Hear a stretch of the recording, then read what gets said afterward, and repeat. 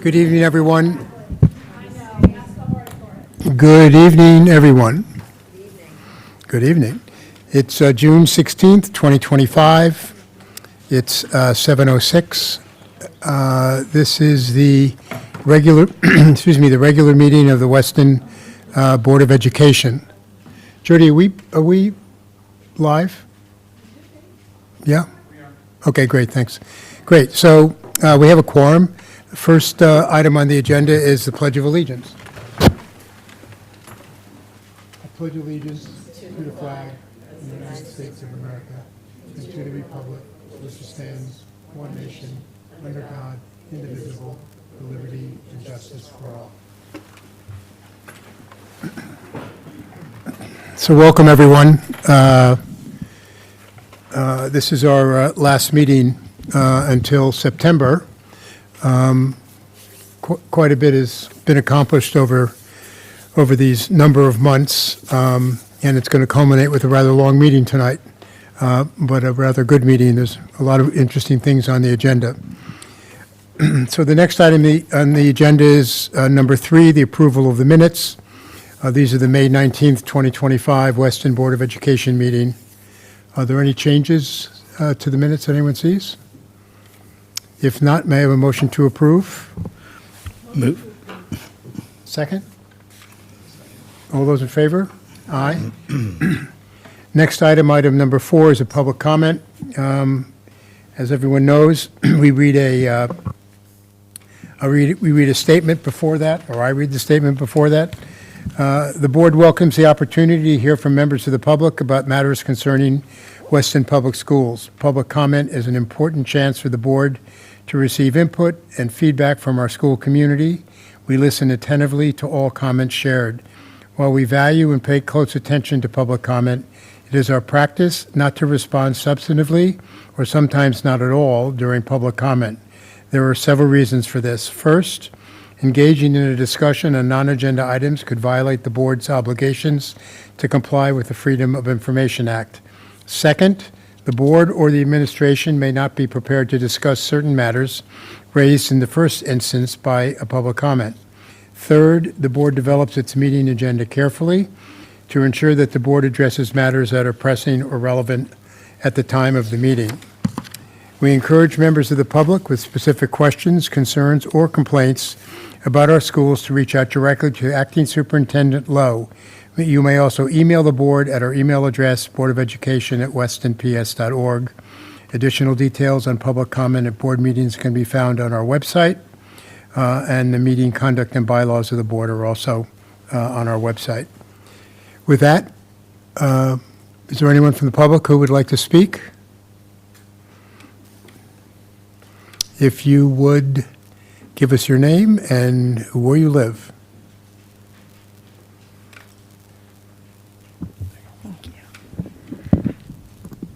Hi, I'm Stephanie Feingold, and I live at 3 Pink Cloud Lane.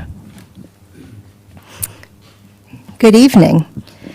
I'm speaking tonight on behalf of Mothers in Blue, a group of Jewish parents committed to confronting anti-Semitism and supporting a safe, inclusive environment for all students. This has been a difficult year for our community. The appearance of 7 swastikas on school grounds was painful and deeply concerning, a stark reminder that hate exists, even here. But it has also been a year of meaningful collaboration and response, and we're here to acknowledge that progress.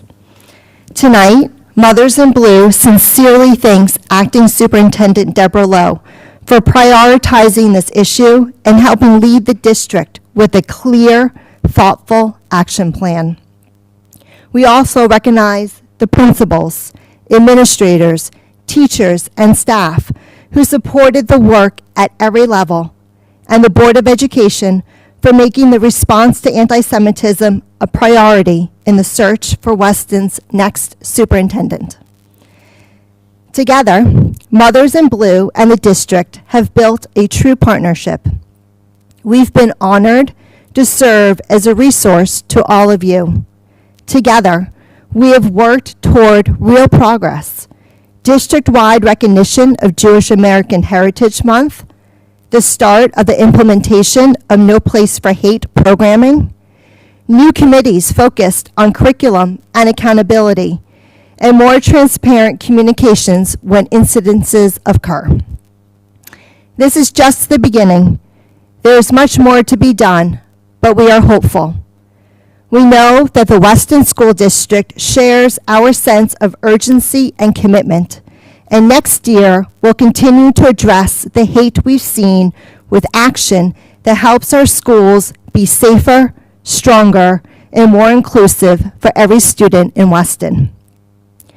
Thank you, sincerely, on behalf of Mothers in Blue. Myself, Stephanie Feingold, Carrie Benzvi, Hillary Felton, Shara Kolodny, Judy Meadows, Lori Rosenberger, Jennifer Rubin, and Susie Wilson. Thank you. Thanks, Stephanie. I think we have to commend your group as well. You've been very, very supportive and collaborative, over this very difficult period, very measured, and your recommendations and the collaboration you've had not only with the schools, but with Rabbi Friedman, with Steve Ginsburg. I believe, we're seeing the fruits of everyone's labor. And I can assure you this board will continue it because we have to. But thank you. Anyone else like to speak? No? Great. Well, thank you. The next item is item number 5, the consent agenda.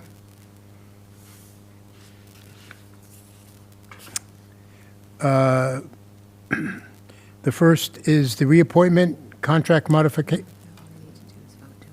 Oh, we're just going to do the whole thing. Okay, sorry.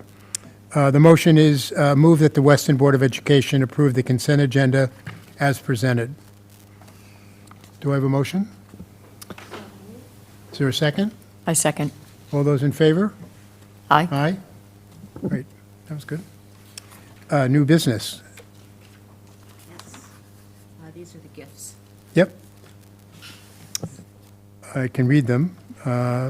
First is Weston High School PTO donations in the amount of $2,600 to furnish the math lab, $2,600 to furnish the literacy lab, $3,200 for student lounge furniture, and $5,200 to support our partnership with Challenge Success, and $500 donation to the County Assembly's Charity Ball. We need a motion to approve. Move that the Weston Board of Education approve and accept the donations as presented. Is there a second? All those in favor? Aye. Opposed?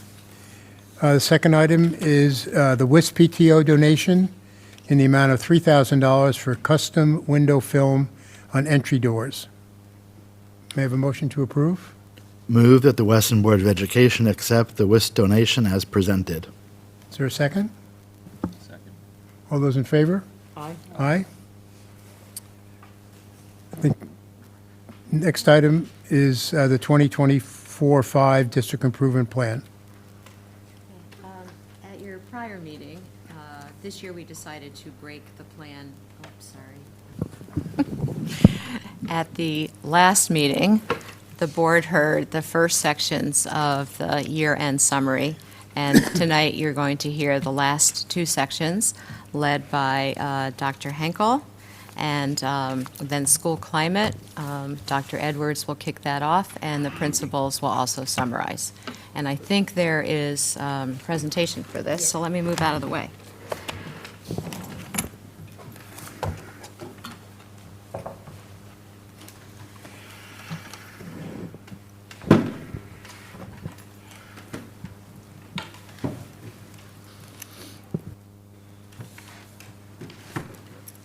Okay.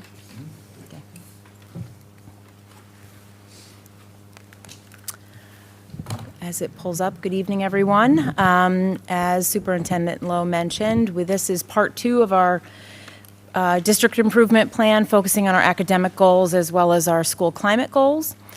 We have condensed this presentation slightly to focus only on the district goals that we presented in the fall.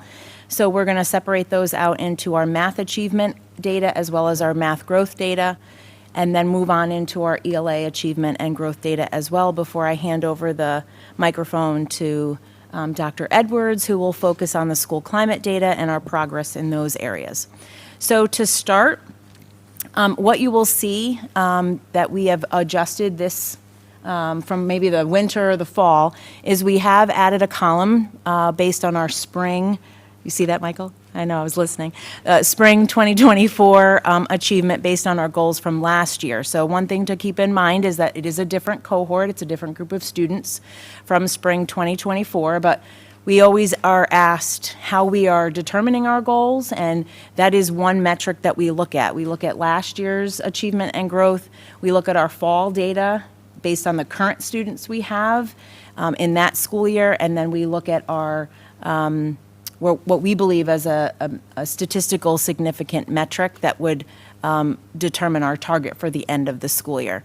So in this case, again, we do not have our standardized assessment data, so Smarter Balanced and Next Generation Science assessments, as well as our SAT scores, have not been released yet. So our focus tonight is just looking at our universal screening assessments for both math and literacy. Math, we use NWA primarily, and then for literacy, you'll see we use DIBELS 8 and NWA as well.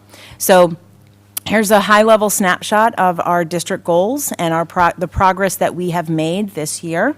You can see that some of our areas of success in our early grades in K through 2, our spring 2025 results show 96% of our students in K through 2 met or exceeded the 50th percentile based on the NWA assessment. 50th percentile means that they are on grade level.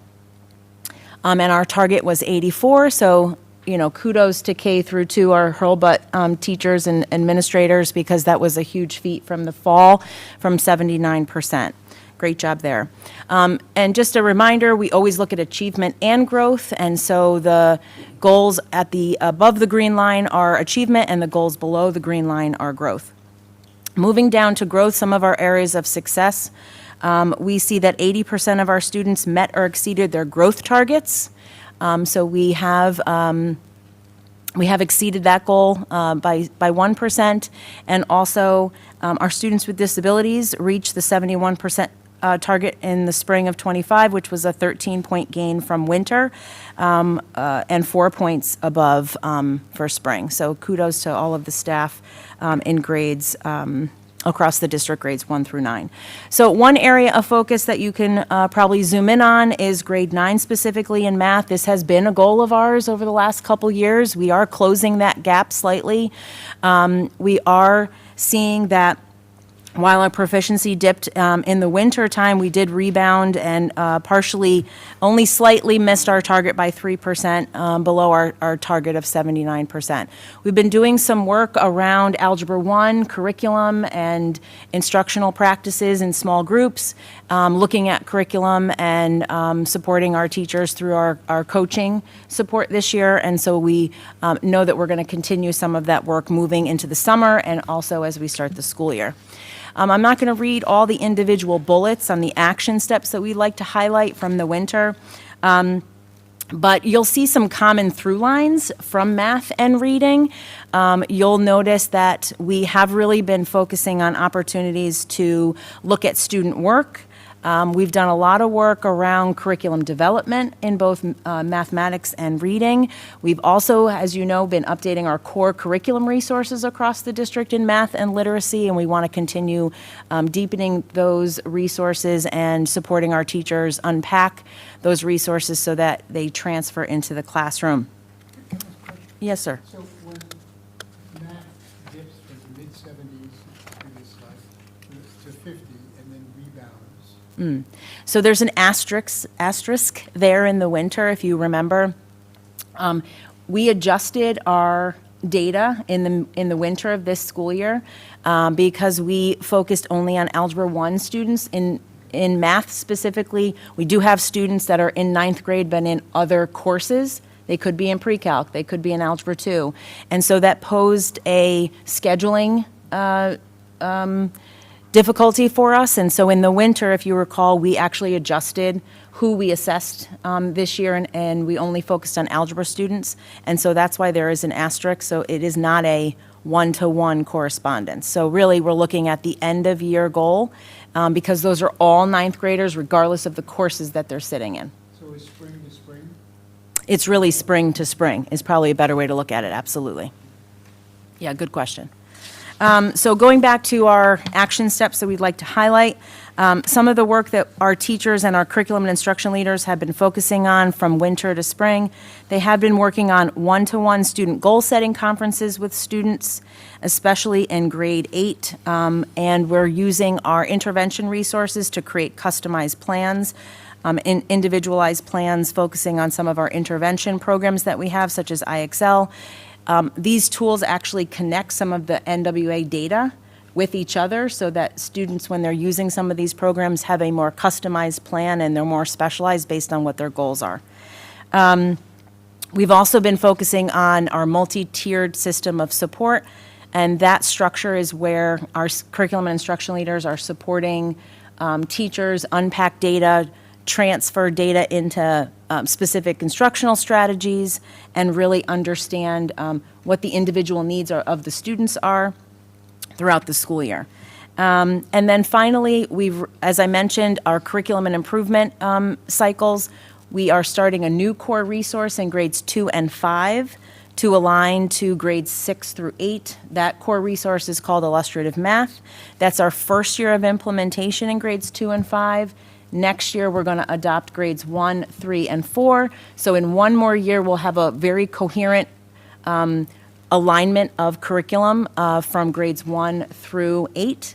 And we feel that that is really going to support some of our coherence around standards-based instruction and what we're trying to support throughout the district to elevate our curriculum. And then last, we've been doing some work with family engagement. We've been providing a lot of parent events to support some of the instructional strategies and growth mindset and problem solving from the classroom and then at home. So we can really increase some of the partnerships between our teachers and our parents to understand what some of those strategies are that the teachers are teaching in the classroom, and they can repeat some of those strategies at home.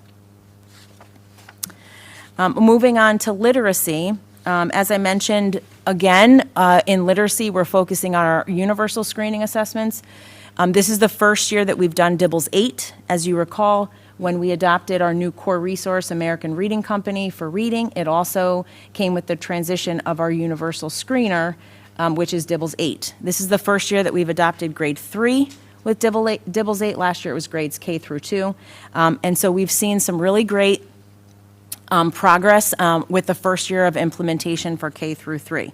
So in spring 2025, you'll see 94% of our students in grades K through 3 met the grade level proficiency target, and that has significantly outperformed our target of 85%. So kudos to our teachers and our principals for that first year of implementation for grade 3.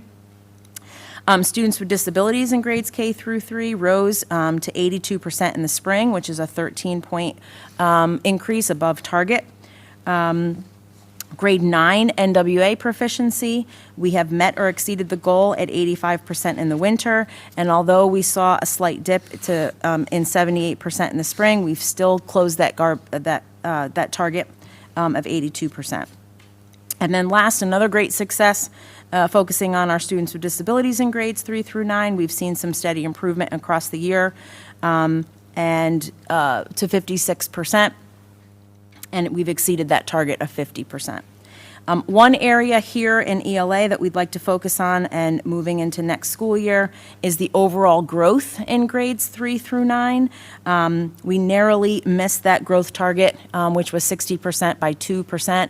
So we are closing that gap, but we would like to dive a little deeper and to understand what individual students and how much they've missed their growth target by. Remember, this data point in the beginning of the year, if NWA says, hey, you need to score 10 points in order to be deemed growth, and you miss it and you only grow 9 points, it's a yes or no. So in some cases, we have students that miss that growth target by like 1 point. And we can go a little bit deeper in that area when we unpack it in the spring, in the fall next year.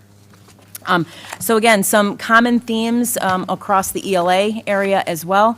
This year, we've done a lot of work around our multi-tiered system of support. That is our data teams and our intervention teams that we're working with across the district. We adjusted our handbook this year, and this is the first year that we've been rolling out some of those systems and structures that are in place. And we feel really confident that this year we've done a great job of using those systems to support teachers with protocols and being more efficient with how we analyze data and how we transfer that data into action into the classroom. Sometimes that's easier said than done. And our curriculum instruction leaders have been really focusing on small group, tier 1, data analysis, transferring that data into action and strategies. And we really feel that that individual small group time that we've had with teachers at specific grade levels and looking at individual groups of students is really helping us differentiate. It's helping us meet the needs of the kids that are in front of us. And it's really making our conversations more purposeful and intentional when it comes to analyzing the data. The third bullet down, again, a common theme is curriculum updating. So we are now in our second year of a new core resource at Hess with American Reading Company. We still are providing a lot of support for teachers and unpacking that resource.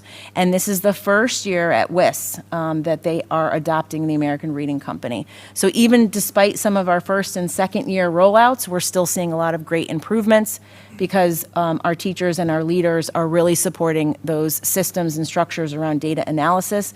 So those two things coupled together are really, we're seeing some really great improvement over the last couple years. And then again, as I mentioned, a lot of school-to-home conversations, partnerships with parents, explaining what these new curriculum resources are, explaining what are some of the resources that they could help teachers transfer some of that information at home and revisit some of those concepts and strategies at home. And so that kind of concludes our brief update for ELA and math, and I'm going to hand it over to Tracy, and she's going to talk about some of our school climate goals. Thank you. Good evening, everybody. The purpose of the next couple of slides is to outline just some highlights from the Panorama survey. So to reorient you to that process, we started the Panorama survey in fall of 2024, so this school year, with the intention of administering it in the fall and the spring for our first year of implementation. And as a result, we didn't set specific targets percentage-wise because our baseline assessment hadn't been completed when we developed the goals.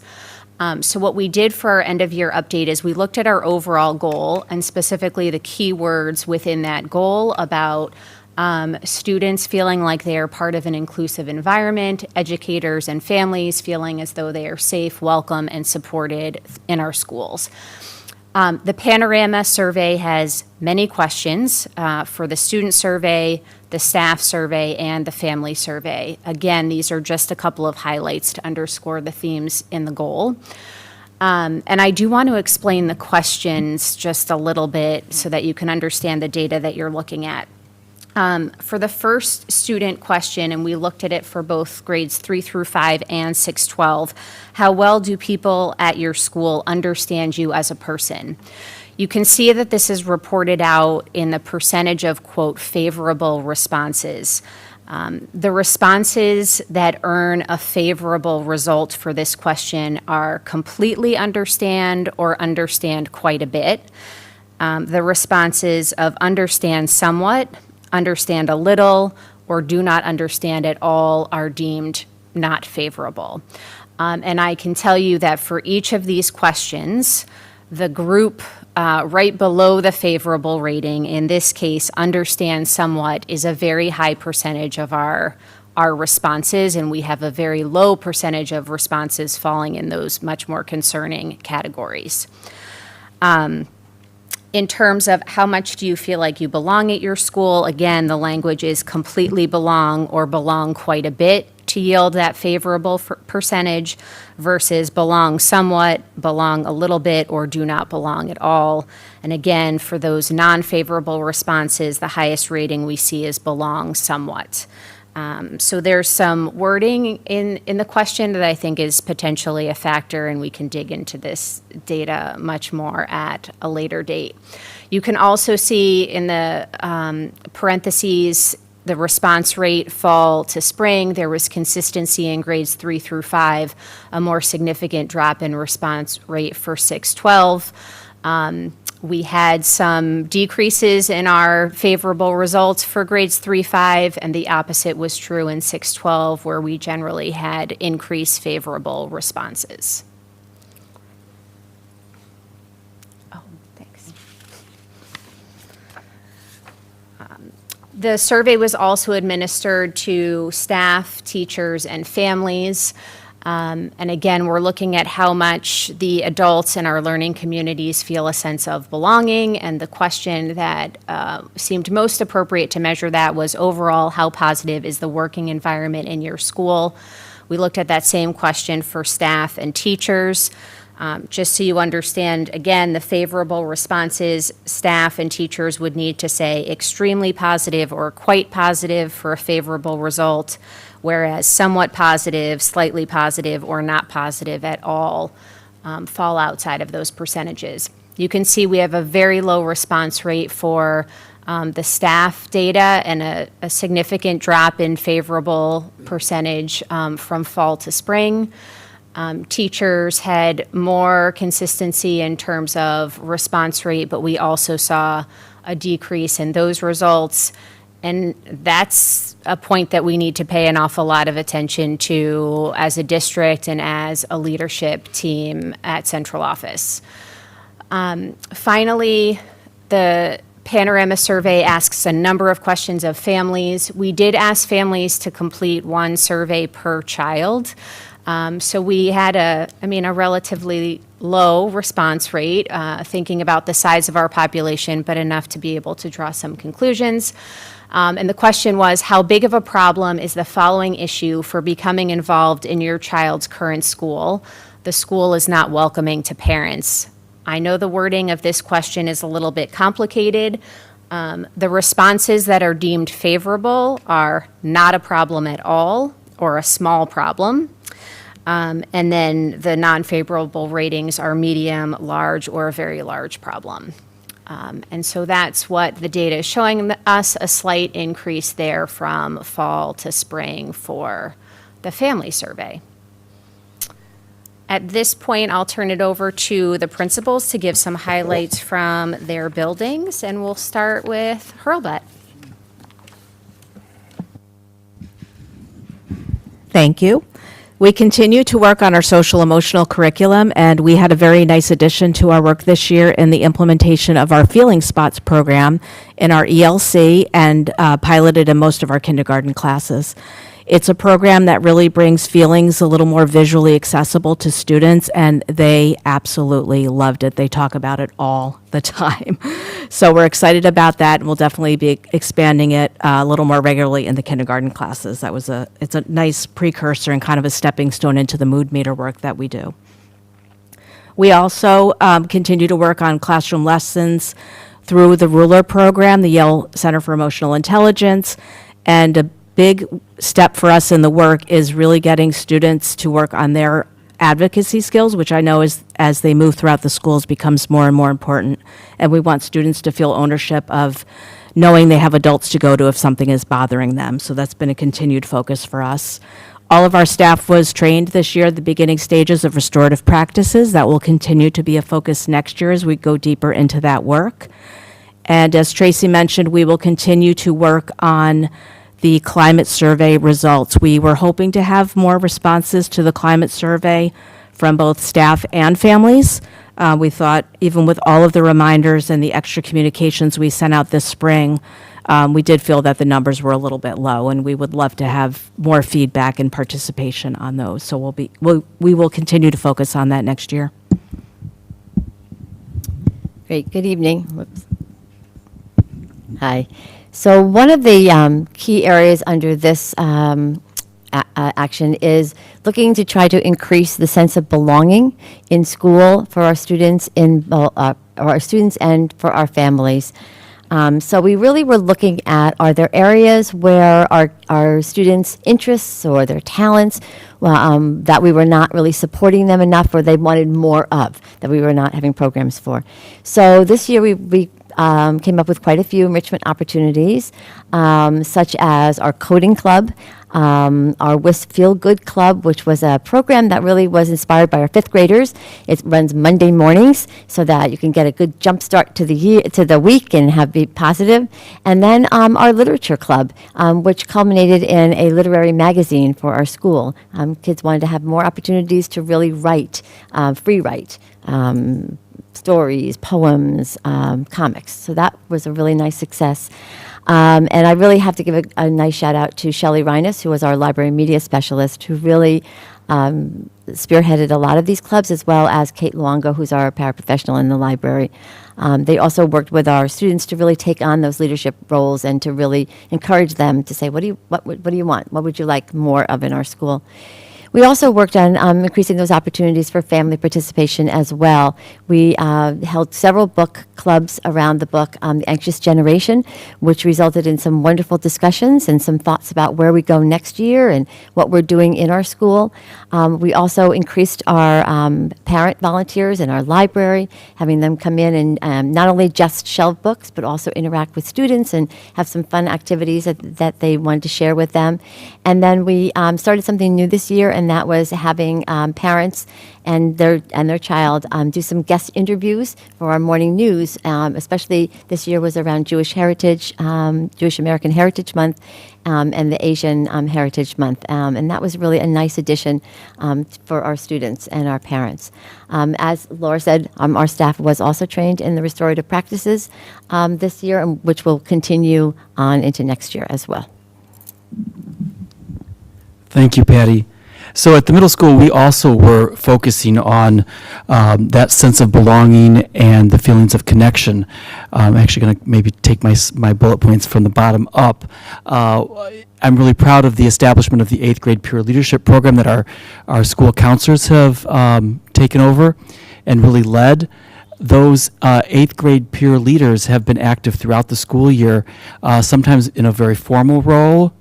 We used them, for example, a few weeks back when our 5th graders came up for their transition, and it was the 8th grade peer leaders who gave the tours of the building.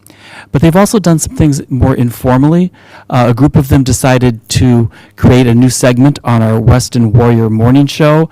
They call it the Hype Team, and they really just go around the school talking to students in other grade levels, and it's interesting because most of the middle school is segregated by grade level, and that was an opportunity for the 6th and 7th graders to interact with the 8th graders in a meaningful way. I think I've spoken already about the fact that we've rebranded our school-wide advisory program, which we now call Connect, and we've continued to expand those activities to focus on the sense of belonging and the initiatives in those advisory lessons, those Connect activities, really work throughout the year to build connections and actually culminate in our Warrior Day, which was very successful this year. The top one has been the most serious one, and we had about 30 individuals, students, staff, parent community, administrators, come together for a 2.5-hour training session by ADL so that we would be prepared to launch the No Place for Hate program in the fall. So that was the formation of our No Place for Hate committee. The plan is for that committee to meet monthly next year and to start the year off with a kickoff celebration and then have at least 3 activities throughout the year that are composed of organized student-designed activities that must have some interaction involved in them with a strong message about inclusivity and a safe, welcoming place for all. So I'm very happy to be turning that over. I know that Jason Bluestein, the new incoming principal, is committed to this work. Drew Walters, the assistant principal, was also part of the training committee. So it's got a lot of momentum, and I'm sure great things will happen next year as a result of that. Thanks, Dan.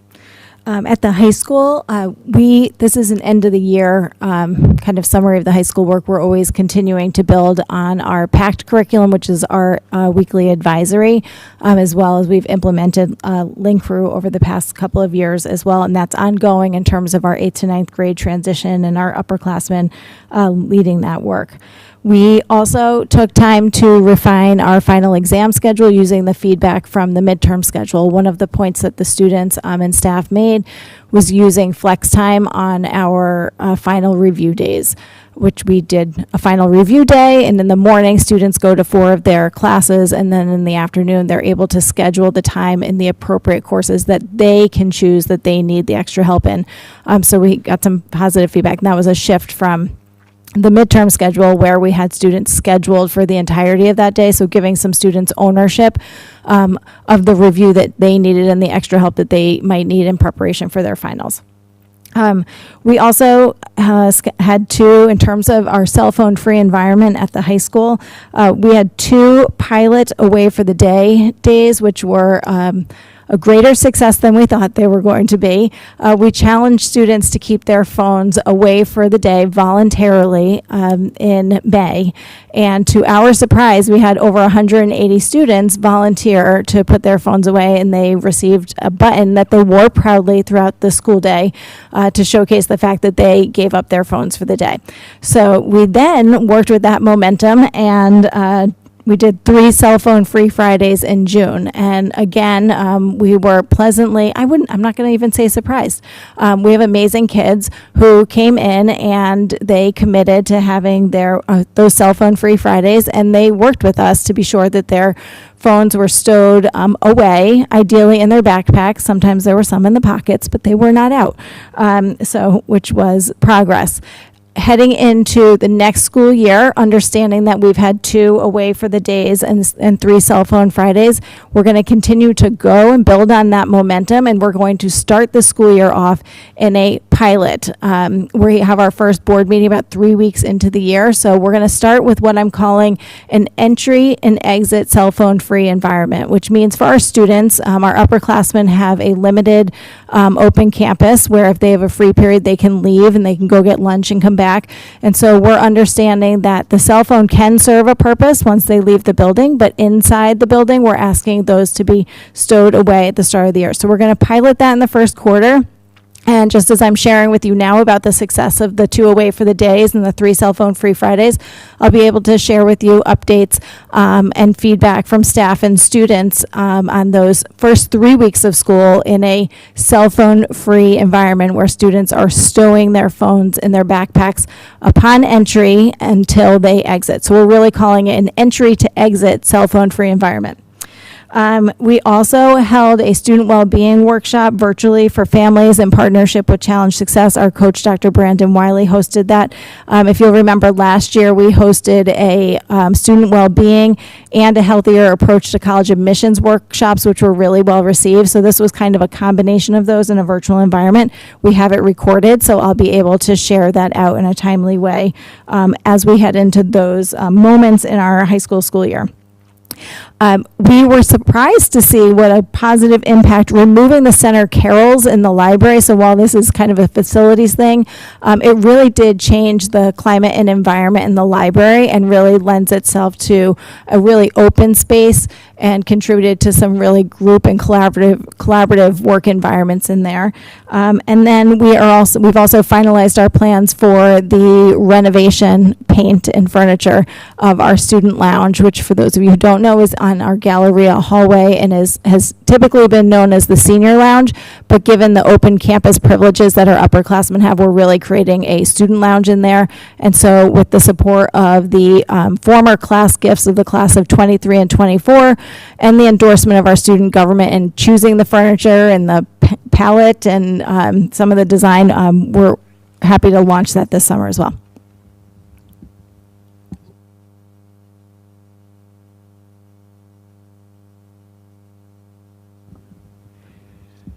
I didn't like the way they looked. And they really blocked the view. So when you walked in, the center carrels, you couldn't, it just kind of shut down half the library. And so I really want to thank our facilities crew, from electricians to carpenters to our custodians. It ended up being a bigger job than we thought it was going to be. But I'll give a special shout out to Billy Gonch, who is our electrician, who was up in the ceiling for much longer than we thought he was going to have to be.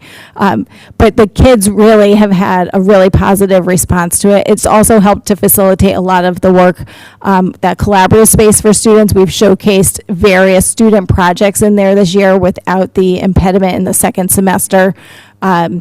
Some of you might have seen the 9th grade projects that were just displayed. We've also had in previous years, we've had some health projects. So it just really opens up the space to showcase student work. And it's an awesome place for us to also meet as a staff, a much warmer environment for that collaboration, rather than the cafeteria.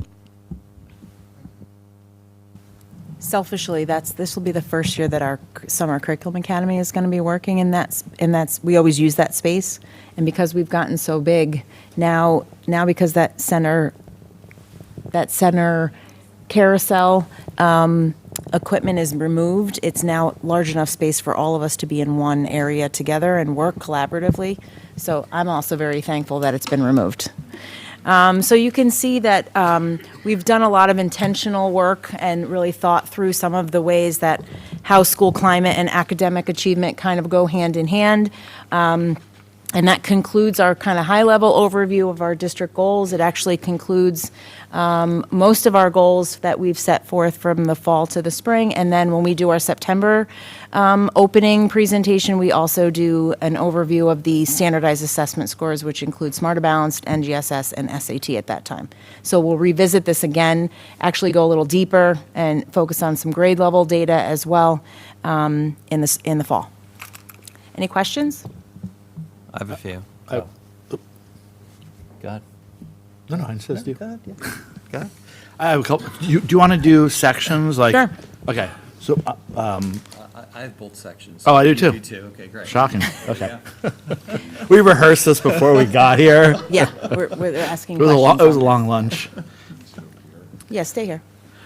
Go ahead. Okay, my first question just is more about the goals that are set for Weston. Sure. We always compare ourselves to other Durg A districts.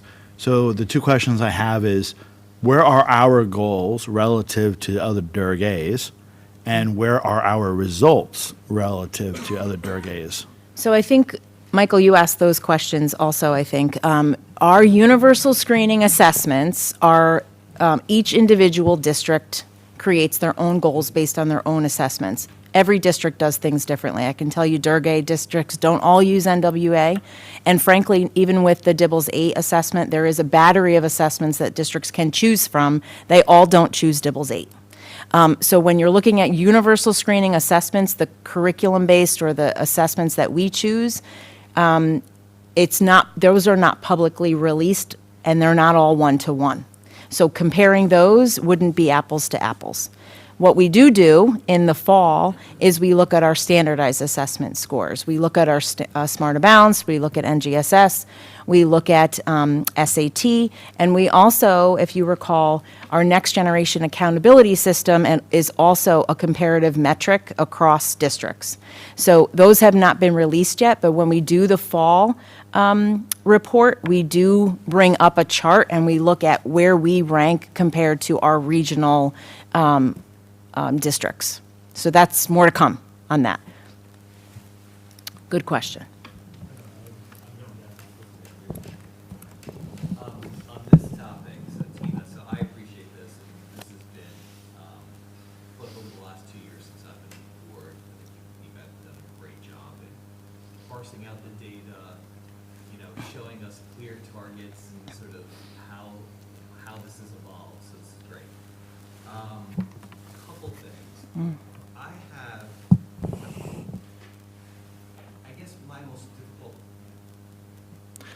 My most difficult question, I guess, is one that you may not be able to answer, but how do you disentangle the attribution of the results? So, 96% for K through 2, right, versus a target of 84. That's a tremendous number.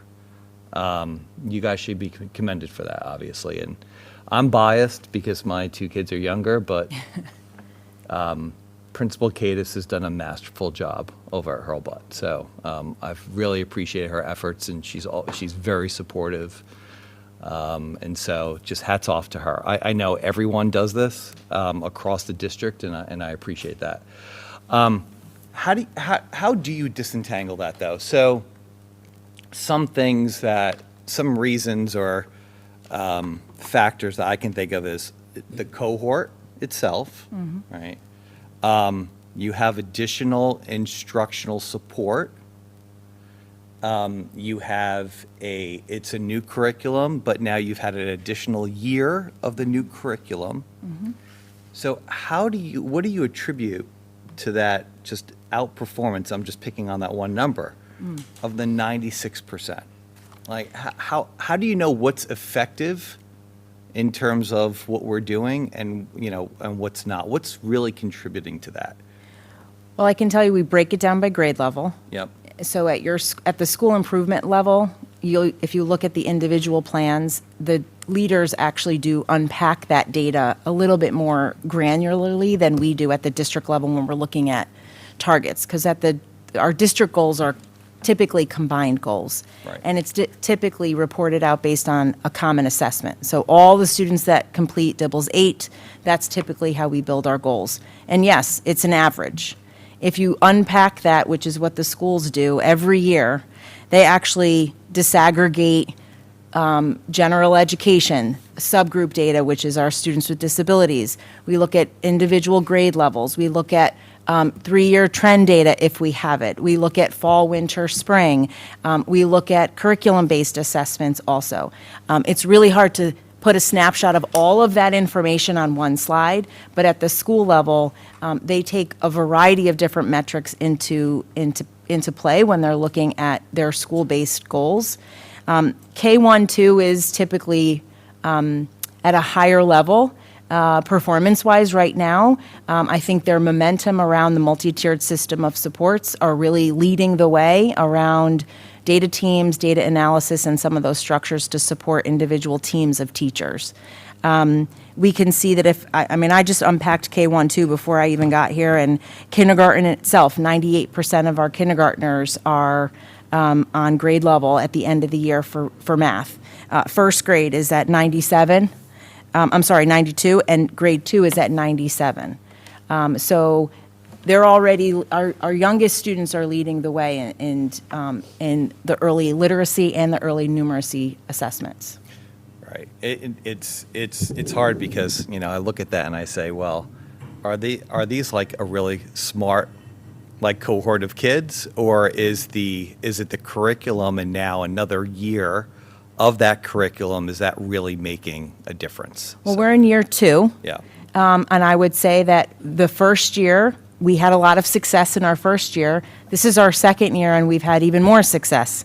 I would also say that our subgroup data, our students with disabilities, we're seeing that we're closing gaps in certain grade levels based on our curriculum and also based on the small groups of teams that teachers are working on unpacking the assessments and being very intentional and specific with individual plans for students, even if they're not students with disabilities, so for all kids.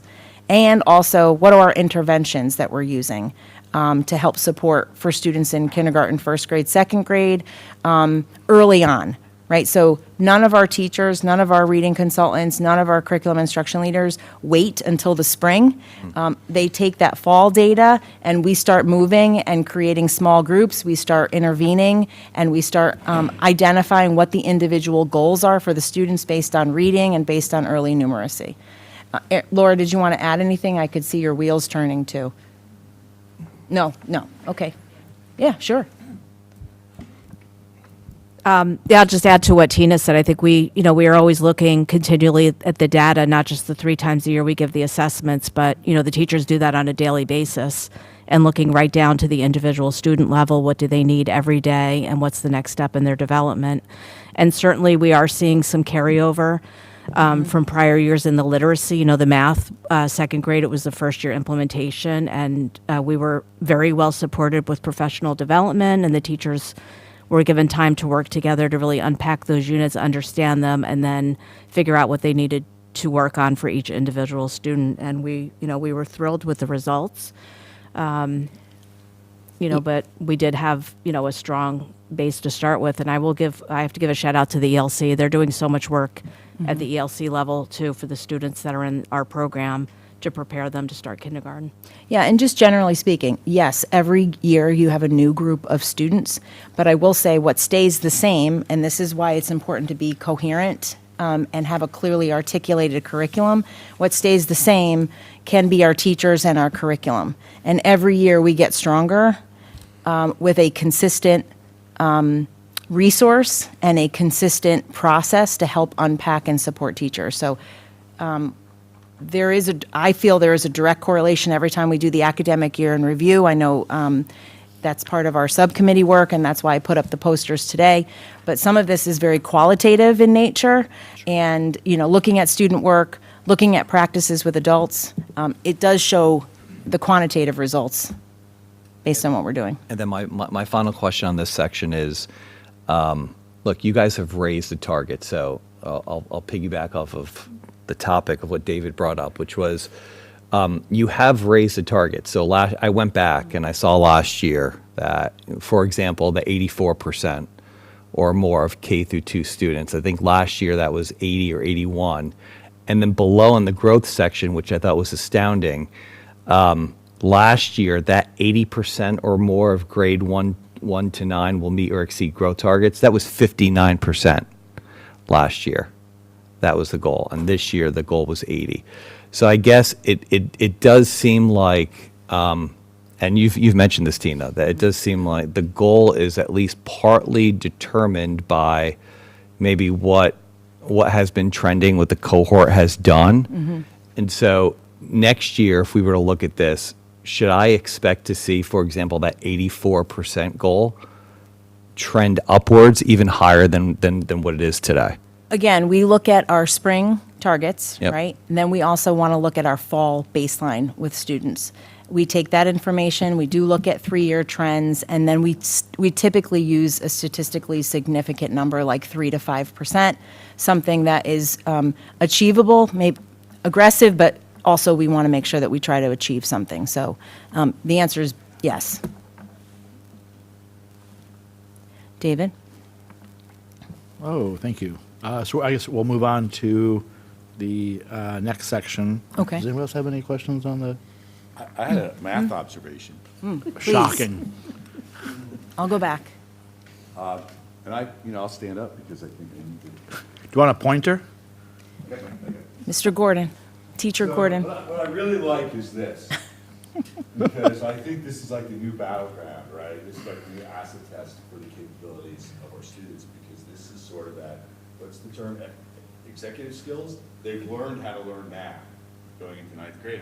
We were like wondering, we had a little remedial pre-algebra class, right, Megan? Right now they've learned how to learn math. So this is pretty slick, because when you're at 61st percentile, you're actually operating at like 10th or 11th grade nationally. It's a grade ahead of 50th percentile, which is on grade, right? Is on grade, mm-hmm. The reason this is a really good number, we should focus on it, is what happens a grade or two later. They take their math SAT, right?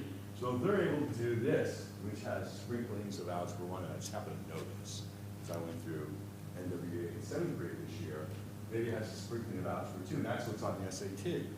So my point is, it goes back to 8th grade. If you have 8th graders that are pretty good in Algebra 1, and a few are taking geometry, right, they're gonna do much better here. So the key is to get as many kids as we can taking Algebra 1 in 8th grade, because that sets them up both in analytical skills, but in the executive skills to do here really well. So that, one of the goals would be the more kids we have doing Algebra 1, the better, because it reflects here and it goes on this. That was just my observation. I'm down.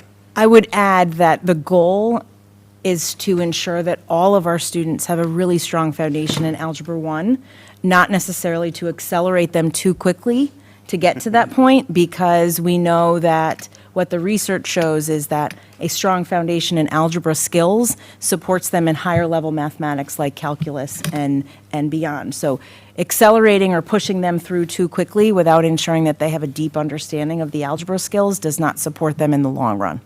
So I just want to make sure I clarify. I think that's what you're saying, correct? Well, I didn't say accelerate, I'd say, Okay. I'd say Just double making down sure. on algebra. Okay, yes, agreed. Yeah. Agreed. Good observation. So my question doesn't require me to do any of that up there.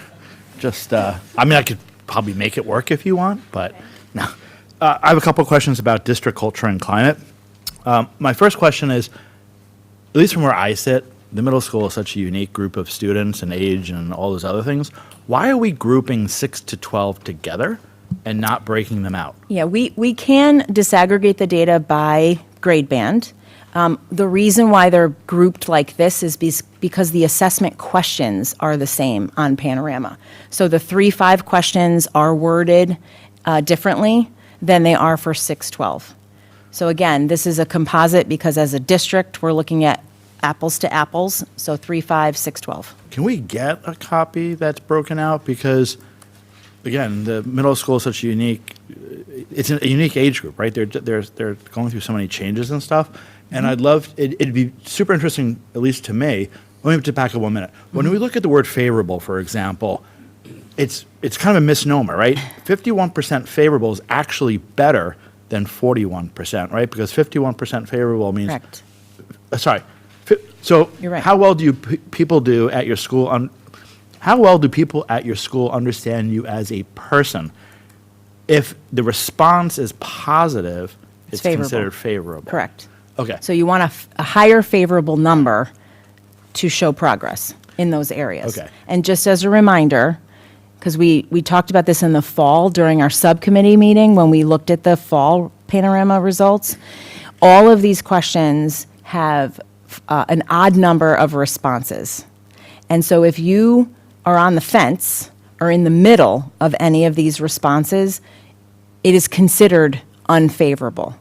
But it is the same test in the fall and Correct. Test. It is the survey same survey, in the fall and to the spring. So you still have you would still have that same consideration Correct. or challenge. Yes, Okay. I just want to make sure that when we think about these questions and the responses, yes, we have to really make sure that when people are responding, they're either on the plus side, not in the middle. Right. I think it would be really helpful to get We that. can easily Yeah. separate It might it out help by grade explain band. Sure, something. not a problem. And then my other question is, one moment, what is the I think it was on the district culture climate. What do you attribute this super low response rate, especially among, actually across the board, I think, even families is pathetically low. I mean, We did talk about it. I think this year in particular, we have seen, at least a couple years that I've been here, we haven't seen such a decline in the spring survey data. There may be a little fatigue out there when it comes to survey. There was a variety of surveys that we were asking parents to do. Even students, you could see some of that fatigue at the student level also, even though we've created structures for them to complete the survey. We talked about how if we want to increase survey responses, we don't necessarily need to do 2 surveys in a year. We could look at a fall to fall or a spring to spring. By law, we have to do it biannually. Every other year. The reason we did it fall and spring this year was because this was a new tool. We wanted to gather a baseline, and then we wanted to look at some progress for the end of the year. Full transparency, we might be over-surveying. yeah. And that is a possibility. Yeah, I mean, I think as a parent, having it in the fall and spring are interesting because it shows progress during the year, especially when it comes to across the board, but, parent perception. Maybe the surveys, I know when I took the survey, I had survey fatigue rather than survey fatigue. So in other words, there was so many questions. Questions? I would prefer to take the survey in the fall and the spring with fewer questions, than only take one survey a year. That's a good So I point. think, to your point, there might be survey fatigue, but I think it's the it's a commitment to do Panorama, and nobody has time. Nobody, so I would just say, I think it would be really helpful to continue to do it in the fall and the spring, because it shows improvement, if there is any, and clearly we've seen some level of improvement in most cases, except for the students, but shorter surveys. And then my very last question is, what do you attribute the lower favorable in the 3 to 5 grade? Because I would naturally think, right, because if I'm looking, the 67% favorable is a lower score for, students feel less like they belong in the spring than the fall, right? And same, how well does the people understand you as a person? And I think that's really interesting, because you would think in the fall there's a lot of apprehension, especially among the students, about what is this year going to be like. And so when you see a lower number, that's, like, to me, extra concerning. So do we have anything that digs in deeper as to this? Because this kind of probably forms their mindset Yeah. when they show up in 4th grade. So is there any Yeah, clarity on that? we have the ability to disaggregate the student data. It's not anonymous. We can actually look at classes, we can look at counselors and counselors that they're working with, we could look at grade levels. We did not unpack that data at this time. We looked at just overall school results.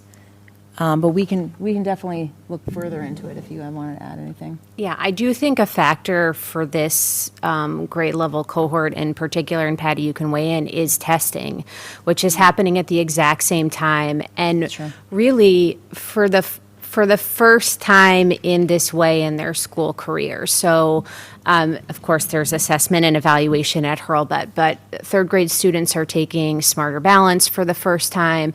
May is a very intense assessment month, and while I have not met with students to ask them directly, I think that very likely contributed to these feelings. The classroom experience feels a little bit different because you're engaging in assessment versus the type of learning that you've been doing the rest of the school year. Okay. Yeah, I think it would just really be helpful to figure that out, because that is the inverse of what you would sort of expect from fall to spring. But I think that's potentially spot on, right? The Agreed. students are stressed, they're taking all these tests, and my son was like, more tests. It's like test. So the environment in his mind is completely different, so. Absolutely. All right, thank you. Thank you. I guess I just have one more, because you asked a bunch of them. On the teacher front, so that favorability went down as well, and so did the response. So curious, and staff as well. And so, look, staff is a smaller set. But I'm curious, if you took these two together, what would you attribute that decline to? Any guesses? I think this has been a very challenging spring and a very unsettling and unpredictable spring for staff. When you think about the experiences within the district from a leadership standpoint, the behavioral challenges and incidents that we're dealing with, that impacts the adults who are standing in front of children. And I think that's what we're seeing here. I think it's a wake-up call for us, because I think we have an obligation to make sure that no matter what's going on in the schools, that our teachers feel like this is an exciting and good and positive place to be. And I think that was just honestly very hard to achieve this spring in particular. Well, and it's interesting, because if I look at this data and then I go back to the 6 to 12, right, those favorable numbers actually went up. And so you would think that, let's say, given the challenges to the climate, right, and what's the incidents that have happened, I would think, okay, that affects, let's say, teachers and staff. That would also affect students potentially as well, because they're in this in this environment as well.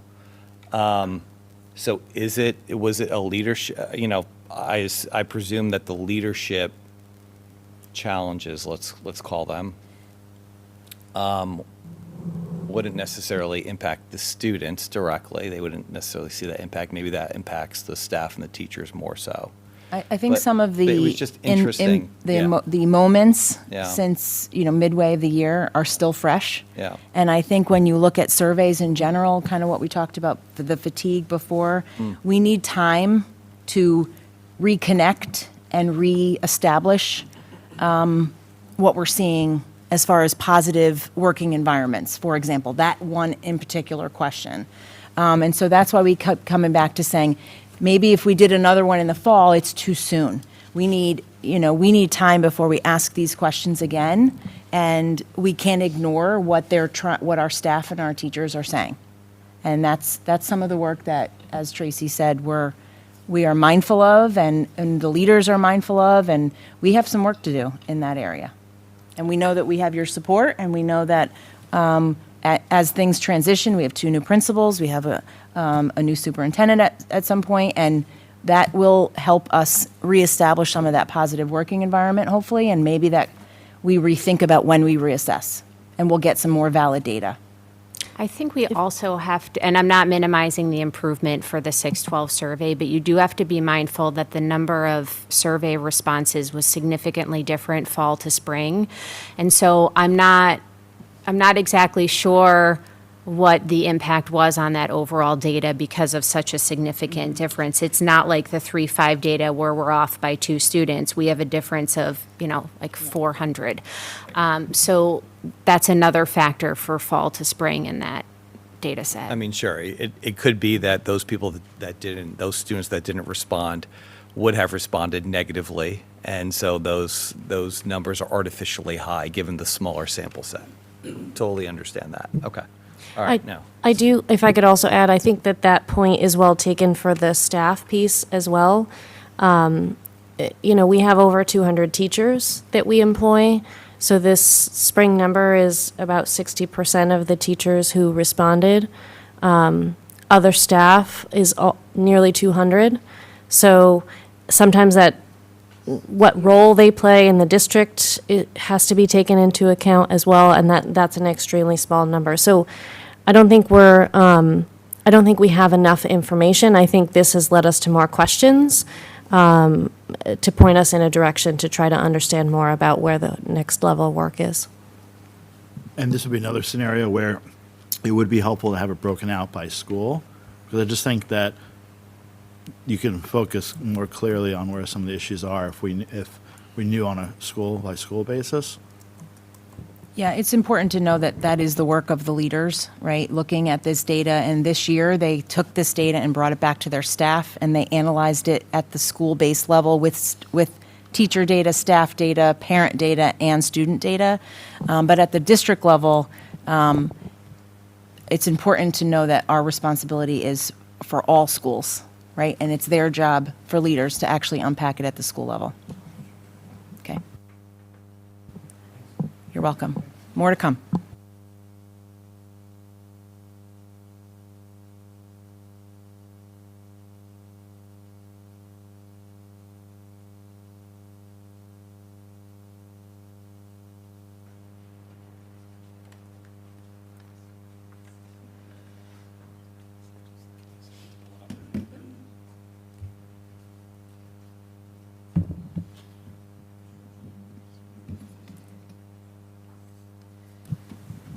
So now we're moving on to C. The Weston High School Bullying Association of Schools and Colleges Decennial Accreditation Report. Yeah, this is an exciting piece because it does happen so infrequently. It's a comprehensive look by an outside group of accreditors that look at high schools based on their own sort of self-improvement goals that they consult with these outside NEASC people to look at. And so I'd love to turn it over to Principal Canetta. It's a major, major undertaking this year. And congratulations on preparing the report ahead of time, hosting the visit, and then considering the conclusions. So kudos to you and your staff for their work. There's a lot of good news in here. There's a lot of places to continue moving forward. So I'll turn it over to Principal Canetta to give you the highlights. Thank you. Thank you for having me. I'm also joined by one of our English teachers, Mrs. Trinity Klein, who co-chaired the visit along with Mr. Torres, one of our assistant principals. Mr. Torres was actually the co-chair of our collaborative conference visit. Co-chair of our collaborative conference visit, which took place, you'll remember, the spring of my first year as principal. So we set some priority goal areas back then, and the New England Association of Schools and Conferences came for their decennial visit this year in early April 6th through the 9th. And it is an incredible amount of work, an incredible undertaking to invite a team of strangers, essentially. We did have one of the co-chairs came back, and she was at our collaborative conference visit 2 years ago, to come into your school and really look under and in all of the nooks and crannies to really get a sense of what is going on in the building and to help support us as we continue to set goals for the future. So I'm going to turn it over to Trinity, Mrs. Klein, who's going to walk you through our preparation for the visit, and then it'll turn back to me and I can go over the priority goal areas, the commendations, and the recommendations to move forward. Thank you so much. I'm going to talk through two pieces. One is how we got to the school summary report, and then what the 3-day visit for the visiting committee looked like. So for the school summary report, we take the self-reflection that we did at the collaborative conference, and the main part of the self-study is an evaluation of the 3 priority areas that were set as part of the self-study, and evaluating the actions that were taken to achieve the desired outcomes, evaluating those impacts, and then setting a course for continued growth. So that process of gathering input about the actions, identifying measurable impact, both qualitative and quantitative, and gathering evidence of action and impact, and then identifying those areas for growth, worked through the different stakeholders at the school. So this involved input from faculty and using our steering committee, which is primarily our program council, to really synthesize information and write that part of the report. In addition, there's an update on foundational elements that was done by the co-chairs, so myself and Mr. Torres, as well as the steering committee and faculty. Our principal ratings were reviewed and evaluated by the same faculty teams that helped write the self-study, as they were the most knowledgeable about those ratings and the most able to speak to what stayed the same, what improved, and we actually downgraded ourselves in one area. You'll talk about that, right? And then there's what are called the 4 C's, conceptual understanding, commitment, competency, and capacity. And that section of the report is primarily written by the building leadership in collaboration with some district leadership. So we put the report together, and it goes out in advance to the visiting committee, and they read it, and then really what they're doing is they're coming to check that it matches what they see when they're in the building for 3 days. So I want to speak to the very wide panoramic view of the school that was achieved in those 3 days, so that they were able to assess our progress and our self-evaluation. As you may remember, they met with some school board members. They started by being toured by seniors in our student government group. They had 2 different meetings with students clustered by 9th and 10th graders and 11th and 12th graders that no other faculty members were in, so those were very much free space for students to speak their minds. They spent an incredible amount of time visiting classrooms. They were in classrooms for over 8 hours across the 3 days. They visited each teacher's classroom and observed them teach at least twice. And so you'll see reflected in the report all the good things that they have to say about the teaching and learning that's happening in the classrooms. I think that's a really strong part of the report. They sat in on building meetings that typically were occurring during their visit, a challenge success meeting, a special education staffing meeting, and a student senate meeting.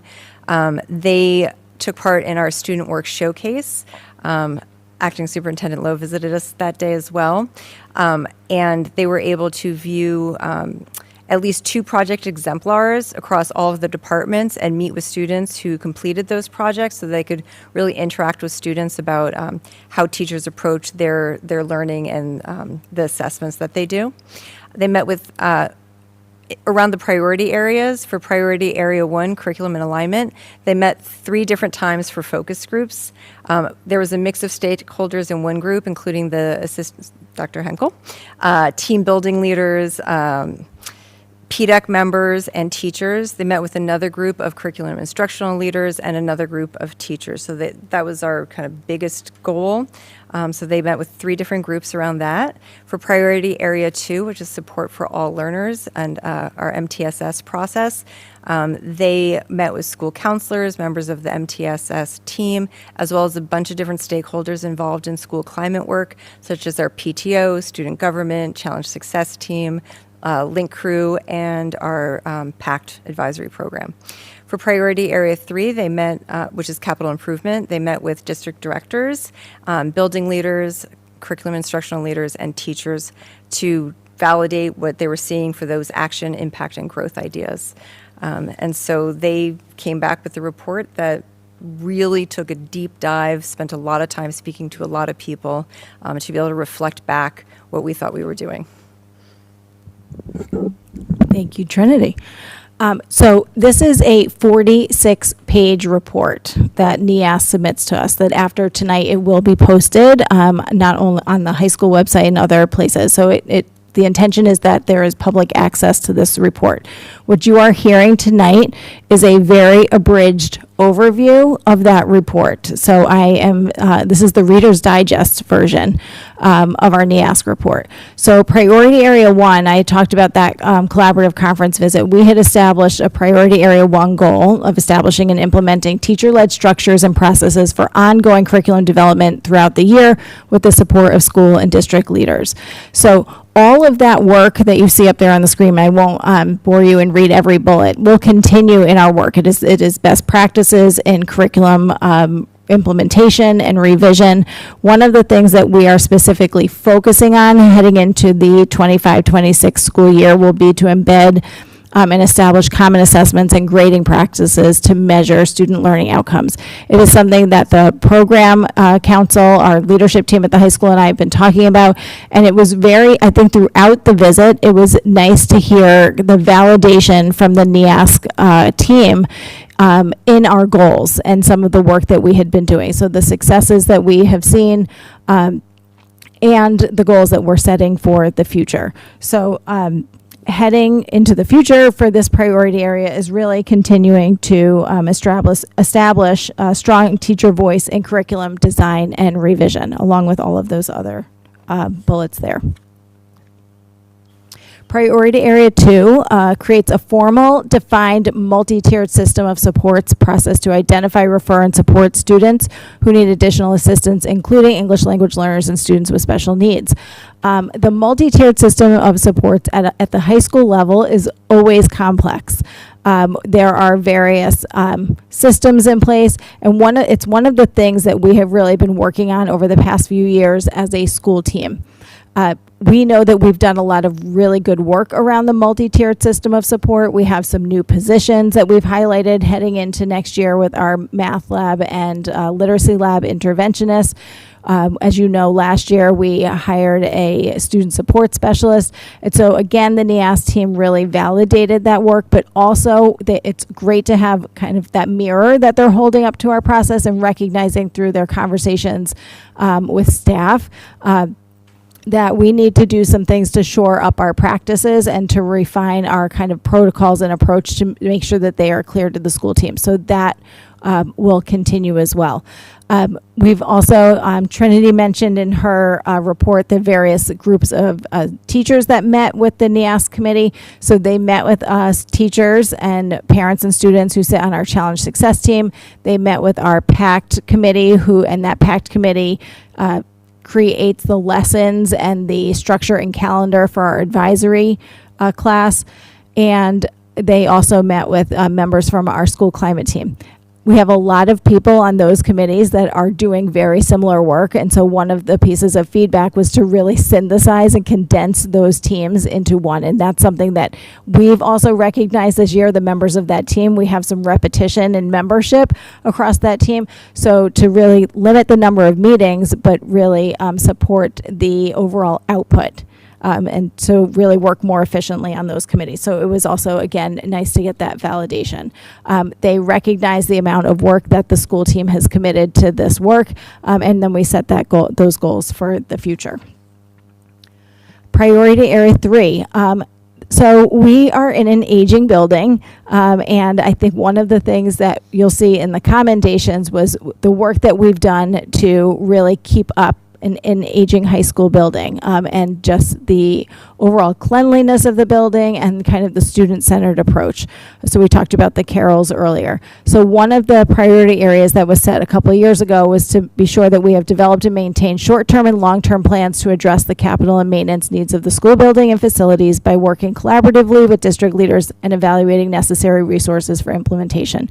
So over the past couple of years, and again, a few years ago, I was new to the district, we've really shored up our communication and collaboration, meeting regularly with folks in central office, making teachers a part of the process. One of the examples that they've referenced was, as we're working with Mr. DeVito and the copiers to really replicate that teacher input in terms of where we might be putting the copiers, where do teachers most effectively need them, how many, what are the sizes, and that really looking at replicating that process of both student and teacher input. So we are consistently and constantly trying to make sure that we have the right voices involved. The courtyard North Courtyard is scheduled for renovation, the beginning of the renovation this summer. We talked about the student lounge. So just making sure that the folks who are going to use the spaces have input into the design and implementation of the spaces. So that is priority area 3. We have a whole list of wonderful commendations from the NEASC report. And again, this is really the abridged version of that 46-page report. But it was really nice to see as well the Link Crew, the work that we've done with PACT, all recognize the upgrades of our facilities, the work that the teachers have committed over the last few years. And we know curriculum work is ongoing. This is not work that just began 3 years ago. This is curriculum. We are constantly in a revision cycle because we are always reflecting, the needs of the students, what's going on in society as we continue to refine our curriculum. But it really highlights all of the work that our teachers and our students have committed to over the last few years. And then they left us with some recommendations as well. So they spoke about increasing overall communication between building staff members and district leadership, increasing student-centered learning in all of the classes, and establishing a common shared belief for decision-making. So some of these align to the work that I just spoke about in terms of our MTSS process. The things that I highlighted are the things that we are really focused and honing in on. It's not to say that the other work isn't happening, but these are really becoming those specific goals that we're really, doubling down, to use the words I heard earlier, on those highlighted areas. So as I said, this is really the abridged version, just so that we made sure that we could review it before we post the report for public consumption. Any questions? So for this recommendation, is it saying I don't think there's a lack of that, given what I saw at graduation, right? So. Which one? Sorry, David. The increased student-centered learning in all classes. I mean, I don't think we have a lack of that because we have phenomenal kids, right? Right. So I don't want this to be misunderstood as this is a recommendation for continued work to move forward. It does not mean that this isn't like an area of need. It's just we're going to continue to work on that student-centered approach to learning. It's not to say it's not happening, because it's certainly, what I've said is, even in the last few weeks being in classes, it is incredible to see the amount of student voice that is occurring in our classrooms every day, from the various fishbowl discussions, Socratic seminars, our project-based learning. For those of you who are in the building recently, we had our junior health classes were doing their, were demonstrating their projects, and our ninth graders were demonstrating their learning. So there is a lot of that going on, and I think this is a goal to only expand it. Sir, do you have some ask of us? Is there something you would need from us to even go further with this?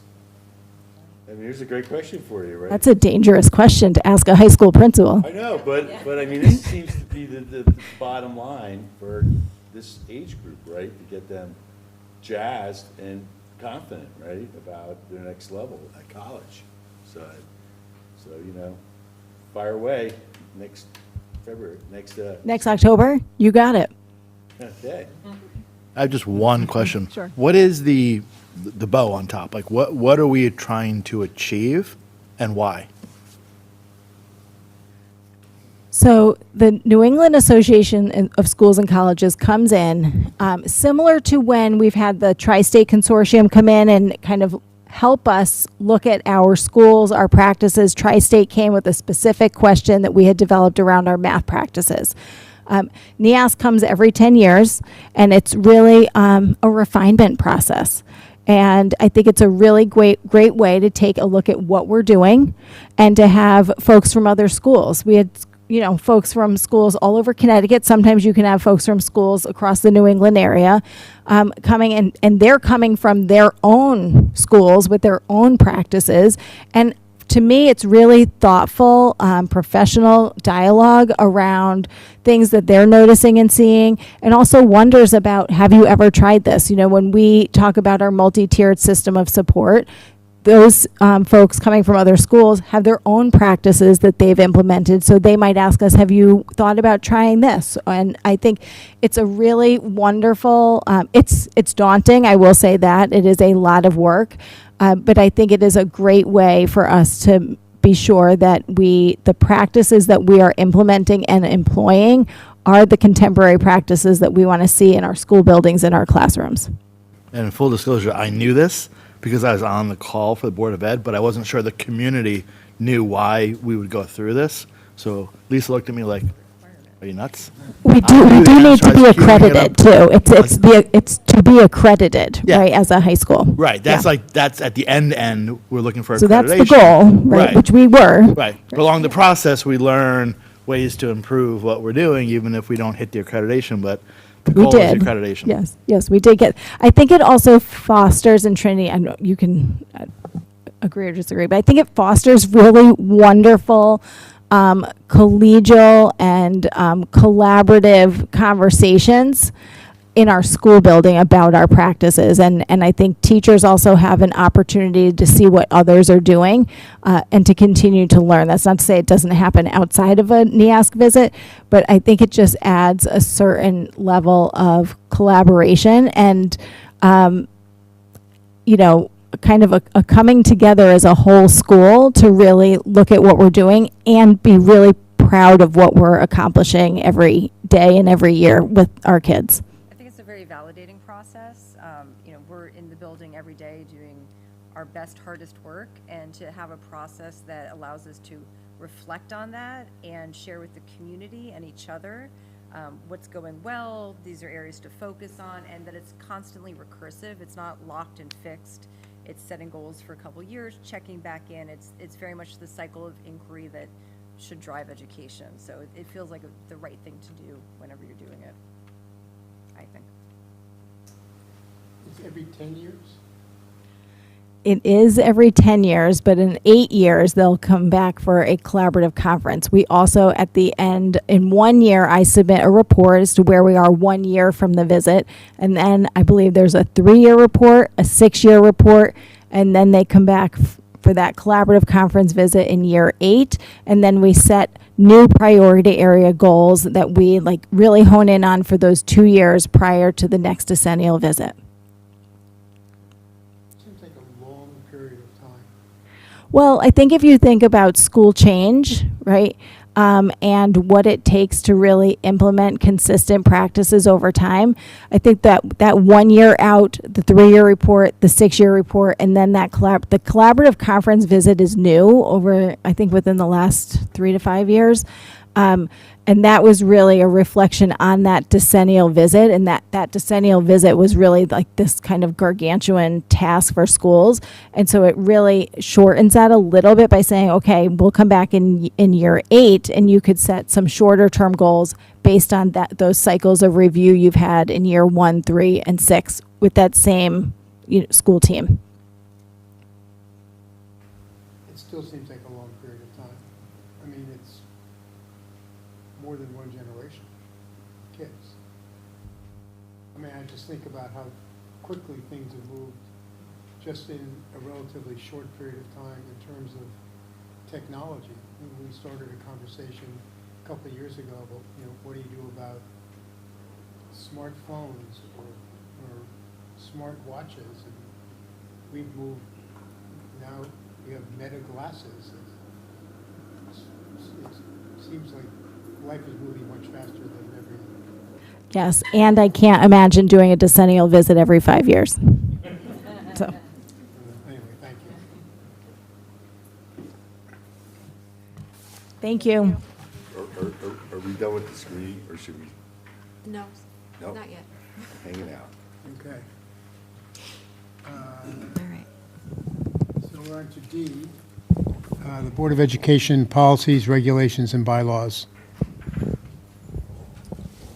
Restorative practices response policy. It's a second read. Sharon, do you want to? Wait, can I ask just one question? Sure. Would you mind voting as a board to move the anti-Semitism work ahead of this agenda item? Sure. Flip the agenda items. I think we have people waiting for it. Oh, absolutely. If that's okay. Yeah. I'm so sorry, Tracy, so. So I move that we, I'll do this, Steve, if you'd like. I move that we move item E, work to combat anti-Semitism, to the next agenda item in place of D. Thank you. There we go. Peter seconds. All in favor? Aye. Aye. Okay, thank you. I appreciate that, and I appreciate people hanging in there in person.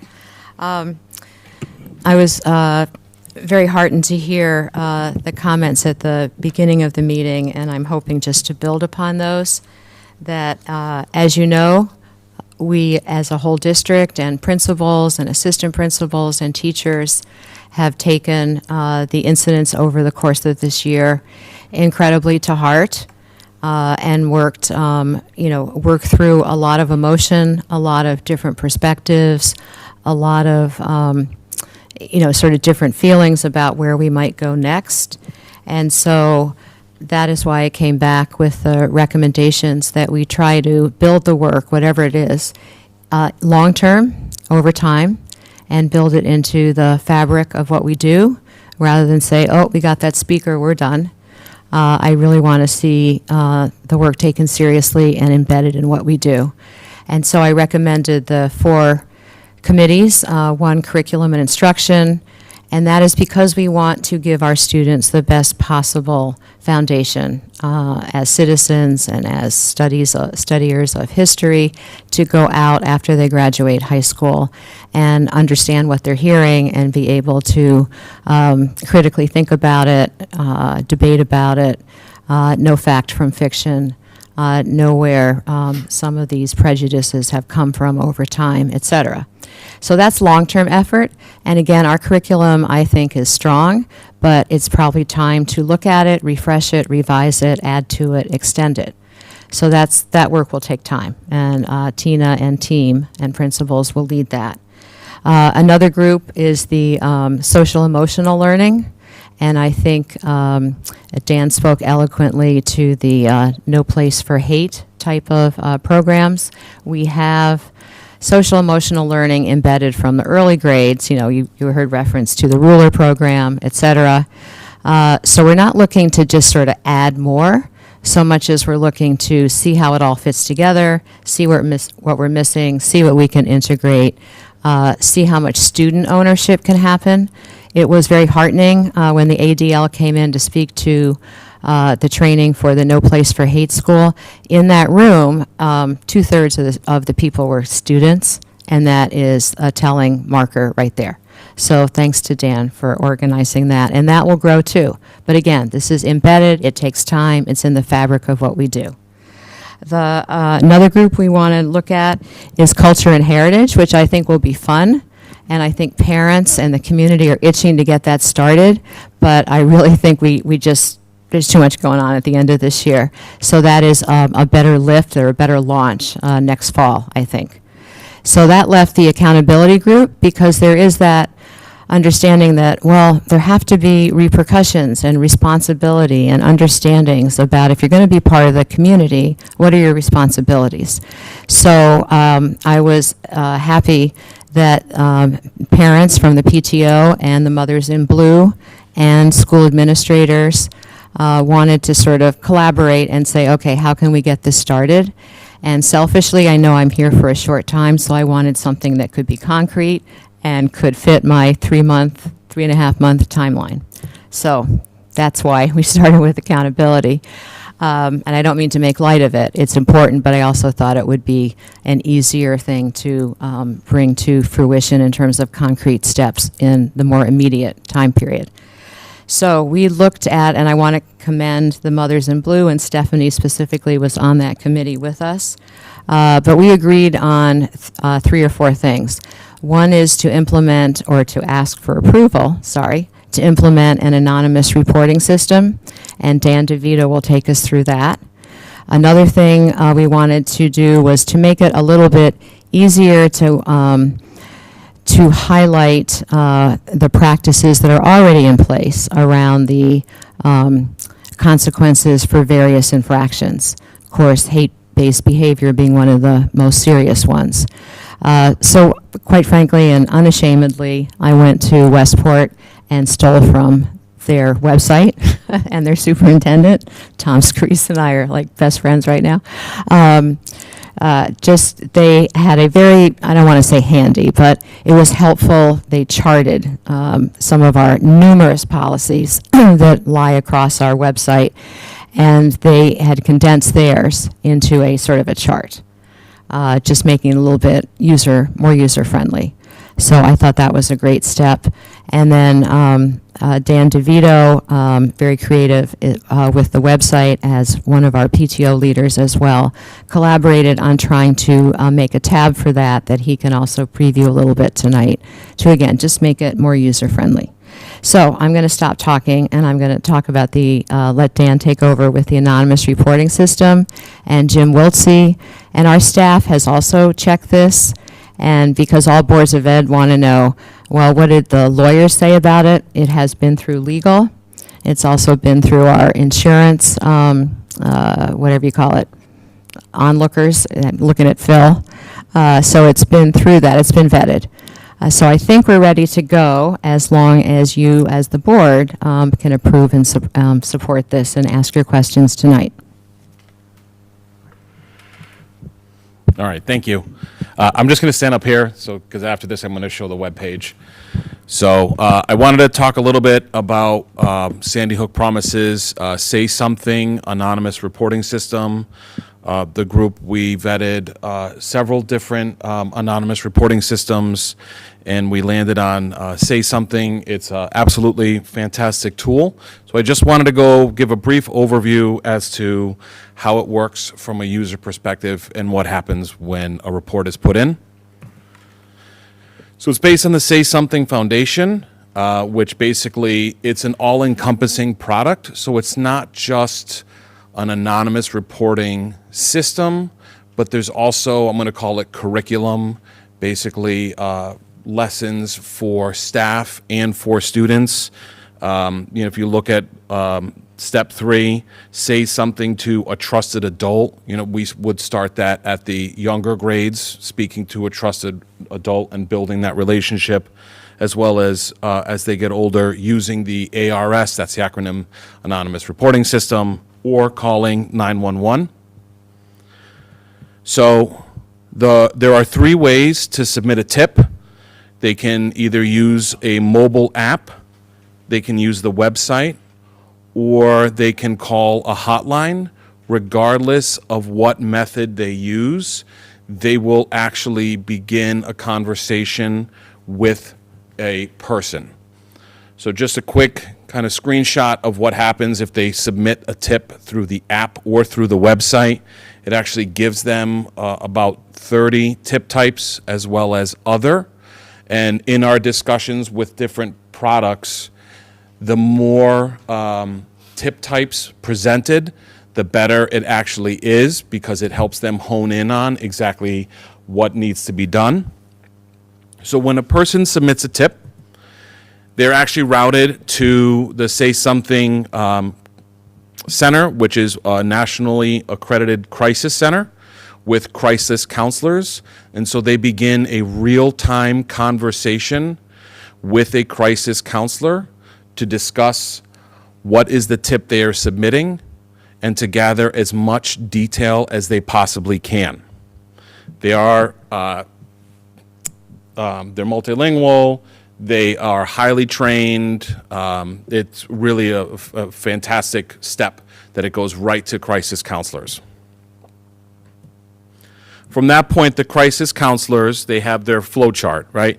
They vet and triage, they categorize, then they deliver, and then they hand off. So there's two major categories: life and safety and non-life and safety. If the crisis center determines that the tip is a life safety issue, not only do they contact the school district based on teams that we set up on the building and on the district level, but they will also call Weston Police Department and deliver as much information to the Weston PD as possible, 24 hours a day, 7 days a week. If they determine that it is a non-life safety issue, it is then delivered based on kind of a routing setup that we have on the school and on the team based on the building of where the tip originates from.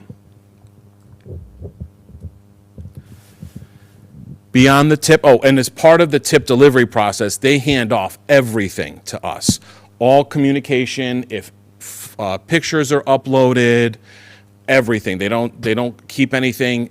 Sensitive information is redacted in the event that it is sensitive information. However, we are made aware of it. So they deliver 100% of the information they gather to the district and to the Weston Police Department. Beyond that, they have an amazing amount of training and curriculum on their website, including self-guided training. And then for students, it's either self-guided or done kind of through an advisory period, or can even be done in like a large group setting. And they also have documentation and videos for parents and for residents of the community as well. So as you can tell, it's really an all-encompassing product that really meets the needs of everything we're looking for it to do. Any questions? I have one quick question. You talked about the information being sent to, in the non-life threatening in particular. It just mentioned the school. I'm assuming that that also gets sent to the district as well, so that the district is made aware. Yes. Okay. Yes. All right, so I Yeah, just wanna make it's sure. based on a flow chart we provide them. Okay. That basically says, all right, if we determine that this tip is based on the high school, sorry, I'm not picking on the high school, but if it's based on the high school, we tell them, here's who you notify. If it's at the middle school, here's who you notify. So we have complete control over the notification route. Okay. So we can make sure that central office gets it as well. Okay. Yep. Historically, who are most of the tipsters? Are they students, teachers, parents? Students. So if they're students and are, let's say, just to make our question easier, let's say the problematic student population is middle school, right? So I see a hiccup, because if the reporting mechanism is via cell phone, the middle schoolers don't have access to their cell phones to create a tip using the app. So what's the workaround where they can say, I've seen or heard something that Moms in Blue wouldn't want to see or hear, right? How do I inform my parents, my teachers, other people? So there's three different methods for submitting a tip. So there's the app. They can go on the website via their Chromebooks. This is obviously, you're talking if they're in school when it's happening, right? Right. So they can use their Chromebooks where you're going to be putting links all over our website that links it to the Say Something website to submit a tip. They can even call if needed. After school. Yeah. After school, the Yonder pouches, they come out, and then they could submit a tip that way. It's not true real time, but it's real day, let's call it. Yeah, it's as soon as the person reports it. It's real as soon as the person reports it. I have two questions. One, is it only, what if an adult puts in a tip about another adult? I mean, a parent knows this exists, the community now knows this exists, there's physical abuse that someone wants to report and not call 911 or talk to somebody. I mean, this could be not only students, it could be adults as well. Yes. And then my second question is financial support. How is this funded? You want to take it? You want to? I know you and I have talked a little bit about that. Sandy Hook, as you know, is a foundation coming out of the tragedy at Sandy Hook. The foundation's goal was to highlight awareness around gun violence. So over these many years, they have become a foundation that is financially secure, and one of their what they've done with the money, at least one route, has been to establish this Say Something anonymous reporting system. So there is no cost to school districts who choose it. Well, you know where I'm going with that. Yes. If So we're ask going the to question, because I haven't done the research. I should have, but it's a great question, so go ahead. if we're going to utilize it and we're going to rely on it, then we should somehow financially support it. Make a donation, and it's something the board should think about. It seems if we're going to use it and it's critical to, it's a critical input for the community, then I think we should talk about whether or not we make a donation to it or the town makes a donation to it. Should we give it a shot first for a year before we make any decisions along those lines? Well, I mean, we can talk about this, but I do think that it's a foundation that's providing a critical service, and if we're going to utilize it, then we should make a donation. We should ask, I don't know, Dan, or we should ask other communities if they do the same. Yeah, I had promised to do some research, and I apologize for not having it for tonight. But those are great questions. We could look at what other towns have done. We could consult with our lawyer. We could talk to Phil and all of that. Okay. But going back to this particular anonymous reporting system, I think Dan tried to highlight that one of the reasons we chose it over some others was not the cost, but more that it operated more quickly with real people versus being screened through AI type of services.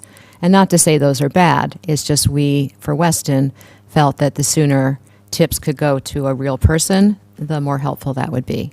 What happens when you have, because there are products out there that people submit a tip and it's not real time, but it's ingested by an algorithm and then can go to a real person. And when you have those types of products, you end up getting false positives, and then people start losing faith in the product because this isn't real, and then so something could potentially slip through the cracks.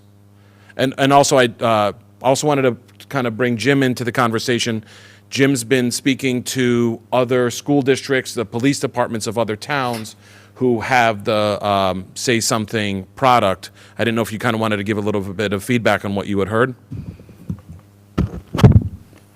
Ridgefield and New Canaan are currently they have been using this for a few years, and they give positive feedbacks from both the school districts and the police departments. We do have the blessing of our chief. Part of the Sandy Hook package is a comprehensive training that will go directly towards our dispatchers and our emergency communications center and the police department. So they will not be, that was one of the questions that came up. Do our dispatchers have to be vetting any specific calls? And those are done at the Sandy Hook level in their crisis communications, which is based out of Miami, 24/7, staffed with licensed mental health professionals. So once our dispatchers get a call, basically they're just getting a call for a welfare check if it's a life safety issue at that point. And just to kind of pick up on your parent to parent, yes, this can be utilized across the board. There are specific curriculum packages embedded within this program directed for parents, when to use it, when not to use it, directed to kids from K through 12, the curriculum packages, how to train them, and staff and faculty. So I don't know if you have an incident where a parent is reporting something, and it could go back to your point where it's a middle school age child who saw something and doesn't have a phone or doesn't have access, doesn't know how to go on a website, goes home and tells mom or dad, and now mom and dad doesn't have to send an email at 10 o'clock at night. If it raises to that concern of that parent, they have this to use as a platform, and then it's vetted instantly through this platform. And I think I neglected the fact that there was a teacher on our accountability working group, and he raised a good point. Well, he raised several, but one was that that idea of tell a trusted adult is always the first choice. No matter what your age, tell a trusted adult is always the first choice. But there will be times and situations where, for whatever reason, students or adults just don't feel comfortable doing that. So this is sort of a great plan B, but it is not to take away from our messaging of, please share with a trusted adult first. Another worry amongst, and a legitimate one amongst our staff, was, well, wait a minute, especially the administrative team, does that mean that we're, 24/7, we're on call like the police are, or like the crisis, excuse me, the crisis center run by Sandy Hook Promise, and we will and have broken it down. So if something is a non-life safety tip, that those will be handled during the school day. For if somebody calls up and says, I'm concerned, I saw Johnny, gambling online, that as serious as that is, it's not the middle of a night kind of crisis that a life safety tip would be. And life safety tips can always and will always be answered by the police. And the school teams, again, we're a small district, we most likely, someone will be available, but with the caveat that that may not be all the time. So we're trying to make reasonable expectations for the public to understand that our staff, will do what we can, but there may be an incident, especially off hours, that we may not be able to respond immediately to, but those type of issues that are involve life and safety or life safety are going to be handled by the police. And and it's in the form of a wellness visit, a wellness check. It's not, I'm going to go arrest you. I don't want that to be the idea. It's really to go and ascertain if, in fact, there is real immediate danger. What's the plan to educate students on how to use it and reinforce it? Is it what is the plan, and age appropriate as well? Yeah, this program is going to be aimed at grades 6 through 12, and there's a resource built up over time that Sandy Hook has to share. And the principals, the assistant principals, the advisory periods, the summertime will be spent trying to figure out, okay, what's the timing of this, et cetera. It needs Board of Ed approval. The implementation will not take place until the fall.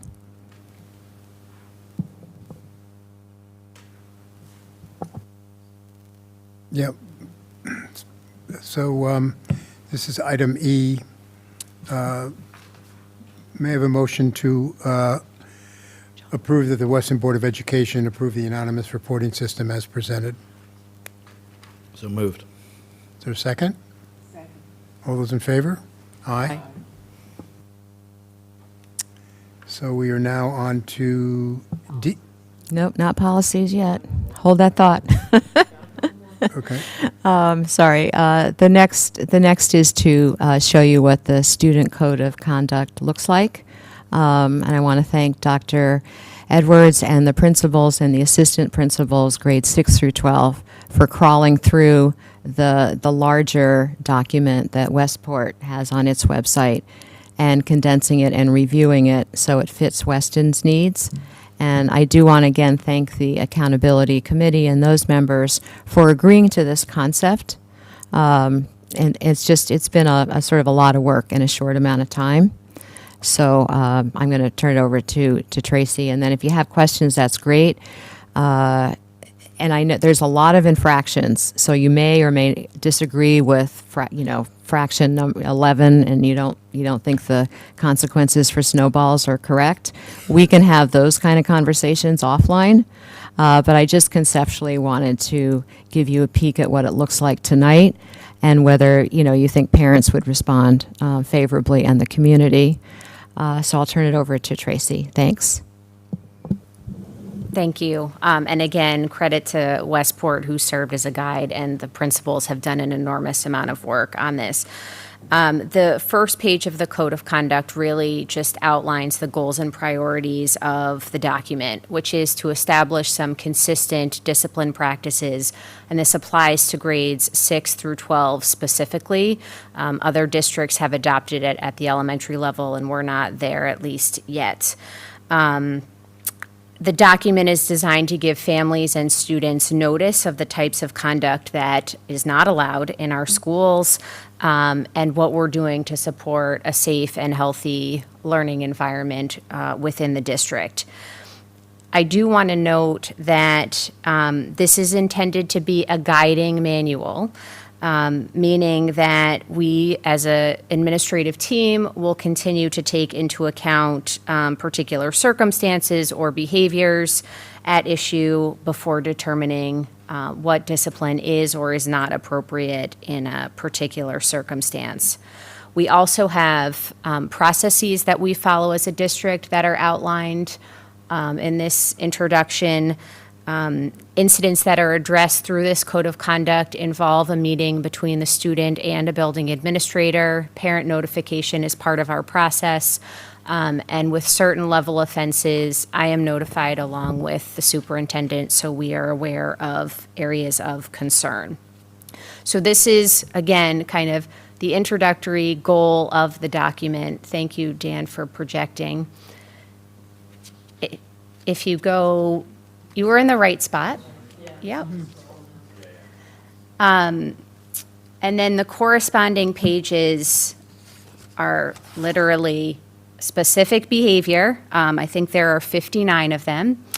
And what we did in our document is we put side by side the consequences for 6-8 and the consequences for 9-12. In some cases, those two are very consistent. In other cases, you'll see a discrepancy. We were really thoughtful about where that should happen. And you'll also notice that in addition to outlining a consequence, every behavior of concern has a restorative opportunity. So we've talked a lot about restorative practices in terms of our policy work, and I think this chart in particular underscores that we are doing both things. So when a student engages in behavior that's problematic, we are providing a consequence, and we are also helping to repair whatever might have resulted from that incident. I don't think I need to or should go through all of these. They're organized by categories as best as we could. And we are looking forward to having a document that can be used again across 6-12 as a framework. And you'll notice that there are ranges here. It's not like if you engage in a behavior, there is this one very specific outcome.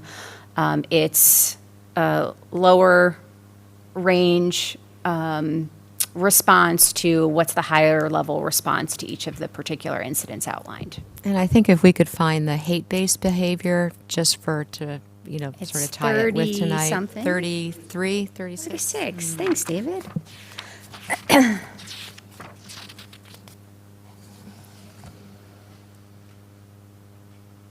And this category of behaviors, you'll see have similar consequences. I don't know if you want me to read those or just have it.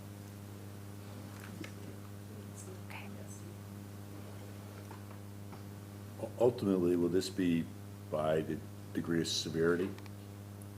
So anytime we're looking at any type of behavior, we're looking at the circumstances surrounding it and, yes, the severity, which is why, this is a good example. When we're talking about hate-based conduct, we're talking to up to 10 days of in-school or out-of-school suspension on a first or subsequent incident.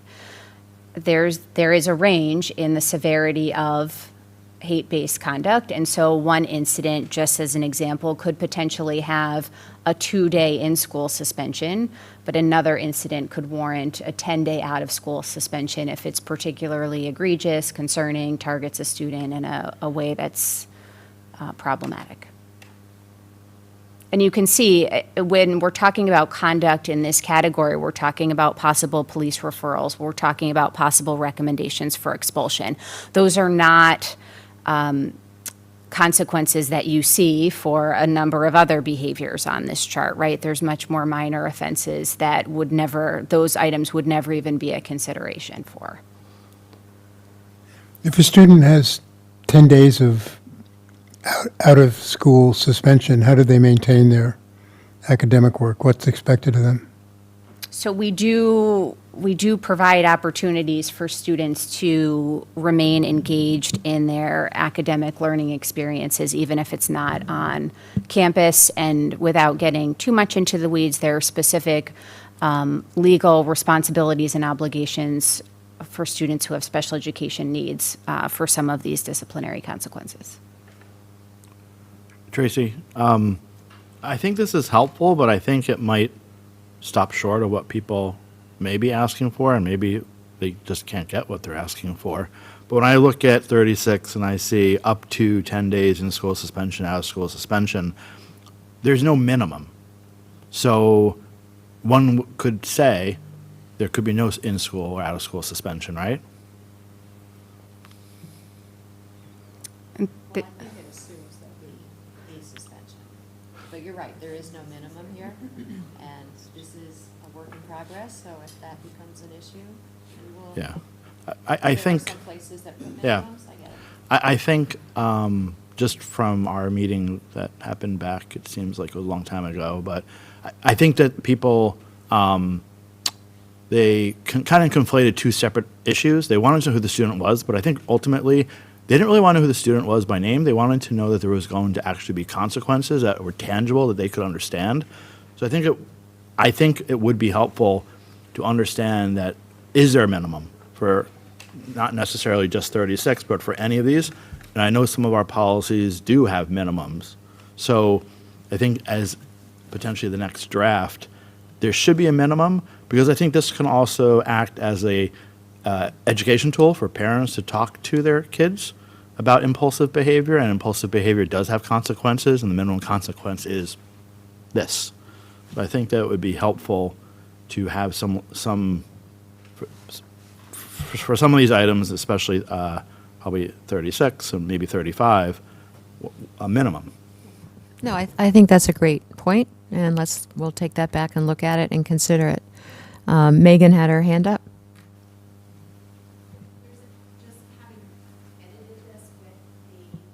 Principals and assistant principals, for these, there is an assumption that there would be, we're talking about a day minimum of ISS. So where you see up to 10 days ISS, there's an understanding that that would begin with one. So it's a range. We can also update the language for clarity, but that was the intention of school administrators. There are some moments in this document where you'll see one detention up to 2 or 3 days ISS, right? So that we felt was important, because there's a distinction between detention, right, based on context and like the student, the scenario, that a detention up to 2 days ISS, that was a difference in the consequence. Whereas when when this is how we interpreted it, when we're talking about ISS or OSS, that it could be up to 10, which would be an understanding of at least one. Yeah, we Just for our purposely, again, tried to structure this. If you compare it to other sections, these responses are much more significant than responses we see for other behaviors. And I'll be transparent, we were also trying to streamline this document. The other versions of this are in upwards of 70 pages. Ours, we're trying to make it a document that families and students can have conversations about. But if this particular area is a concern, I mean, I agree with Megan, we can just add the wording to the first line. I would think it applies to each of these. We tried to be consistent with this whole category. I know for my purposes, I would say it would give us a really good footing if incidents do happen, to be able to say to parents, there will be consequences, and the consequence will be a minimum of. And I think that, in the grand scheme of things, I think that was the cry that we sort of heard from the community, was that we couldn't articulate the consequence, and they couldn't feel it. So if we simply change it, 1 to 10 days, I think that right there changes, just without even adding a whole column, just 1 to 10 days. Yeah, I do think that there's still going to be this desire to know more specifically, and I think that's something that's always going to be in play, and there's lots of reasons why we can't do that. But again, I think we're fine with adjusting that language, and I think this is intentionally a document that will be updated. The building administrators also have to live it, right? So they might be going through this and what seemed like a perfectly appropriate response as we're going through the motions in the upcoming school year. I think naturally there's going to be times where we say this particular category isn't working, and our ability to respond and adapt this document is going to be important.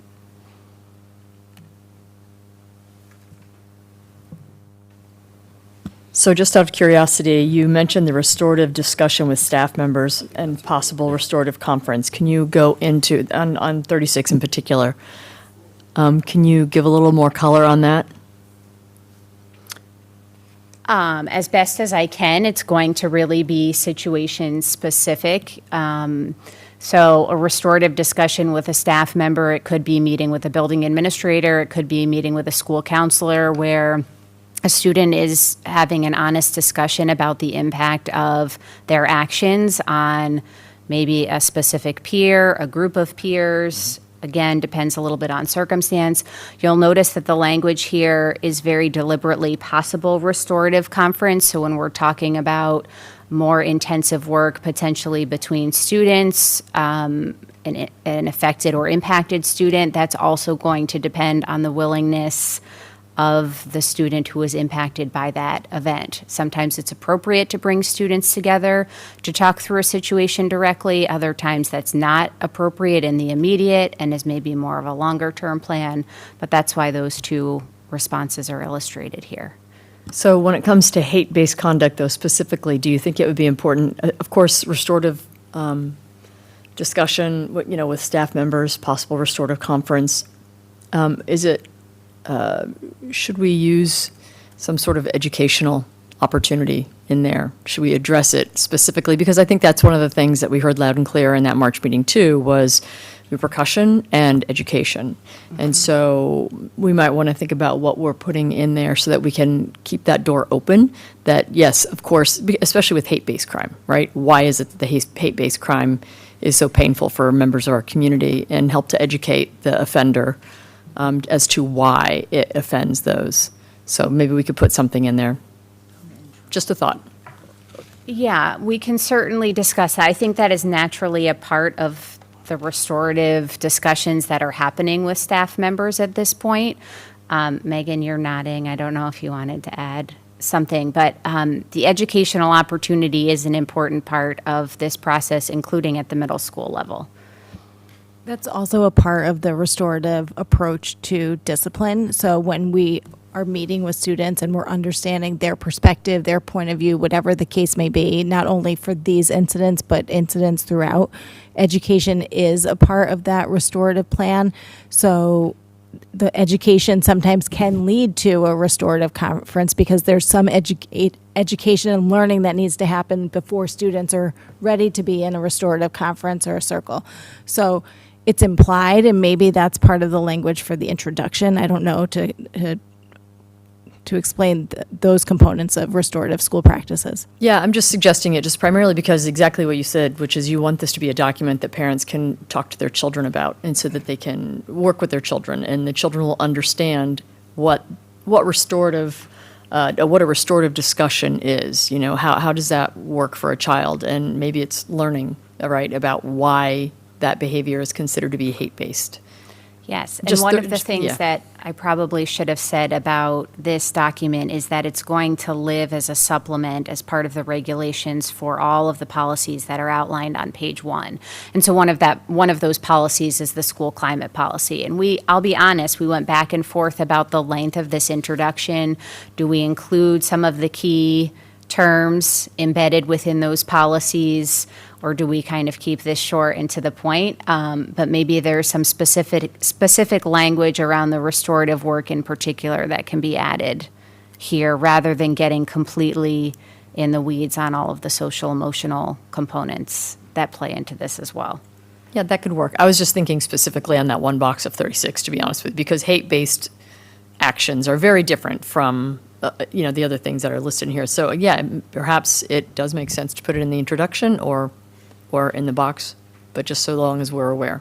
And to your point, there are mention of restorative responses throughout this whole chart. And as we do in a lot of other policies and regulations that we currently have, we explicitly link the different policies and how they're connected.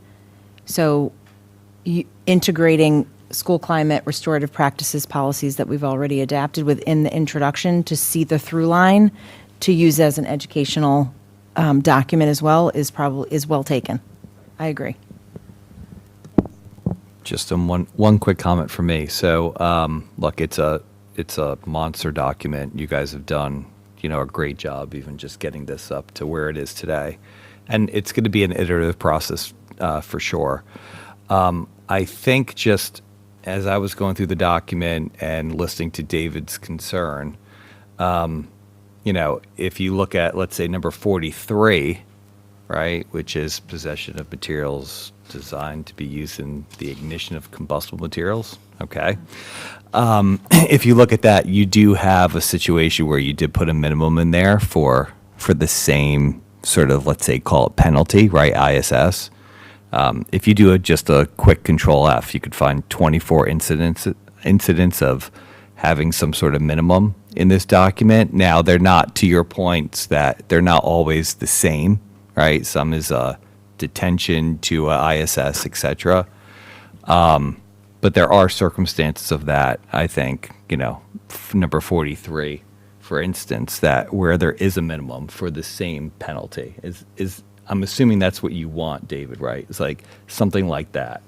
Yeah, and I stumbled upon number 1 as well. So I think that if we could just standardize and agree that if there is a minimum, which it sounds like there is a minimum, it should be documented just like 43 and number 1.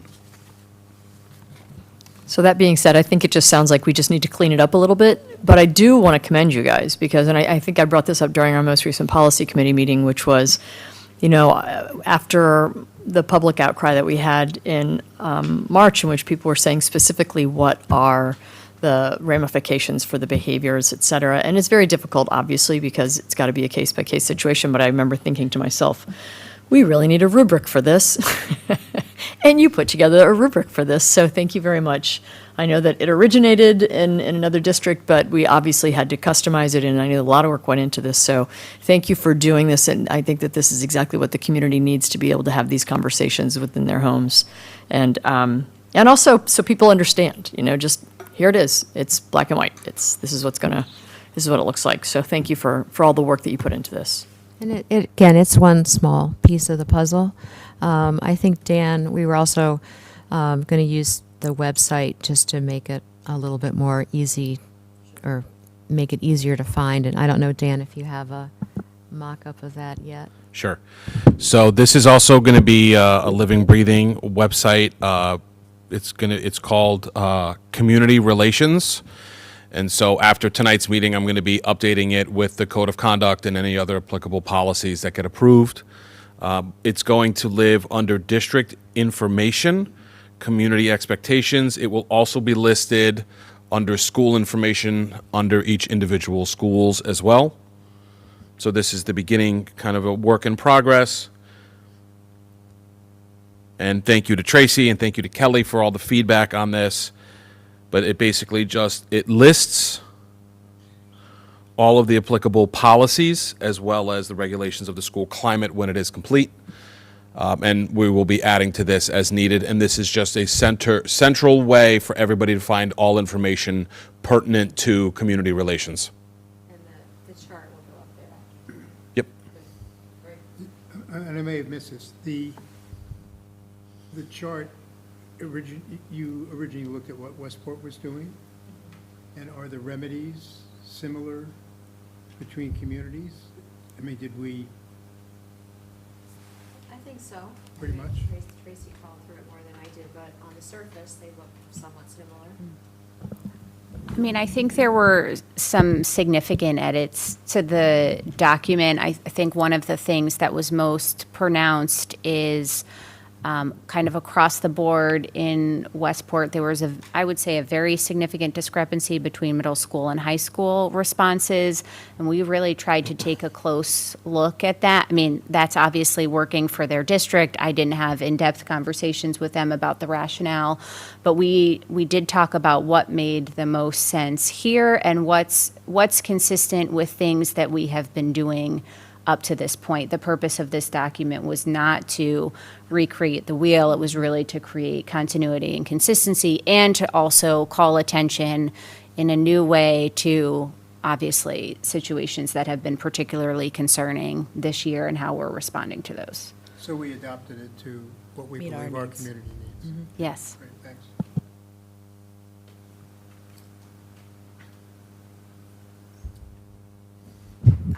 Any other questions? Okay. Thank you, and thank you, Stephanie, and all the Mothers in Blue and the interested community members for hanging in with us and following us through this process. It is, again, this is one piece of a much larger puzzle, but I thought it was important to be able to bring something in the short time period that we had till the end of the year. So thank you. Yeah, there is, for the anonymous reporting system. Yeah, you do that. Never mind, sorry. You're so excited. I'm actually using it. Sharon needs to pay more attention. Now I think it's time for policies. Now it's for policy, so the first is the restorative practices response policy, which is the second read. Sharon, do you want to make any comments on any of this? We haven't made any changes since the first read, so if anybody has any thoughts or questions on this one, feel free. Otherwise, we're ready for a motion. Do you have a motion?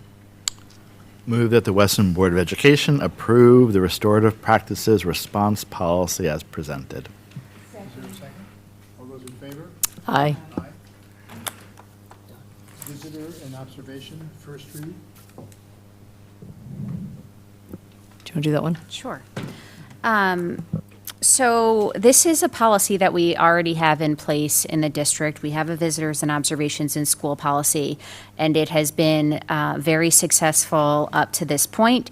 We do need to replace our old policy with this new policy recommended by Shipman. The only changes in this policy pertain to health and safety protocols and that are in place, whatever's in place at the time of the visit. And there's also language in this policy and one other that we're going to talk about tonight about the district's response to federal immigration authorities. Be very transparent, that is not my area of expertise. We had an extensive discussion about this in the policy committee meeting.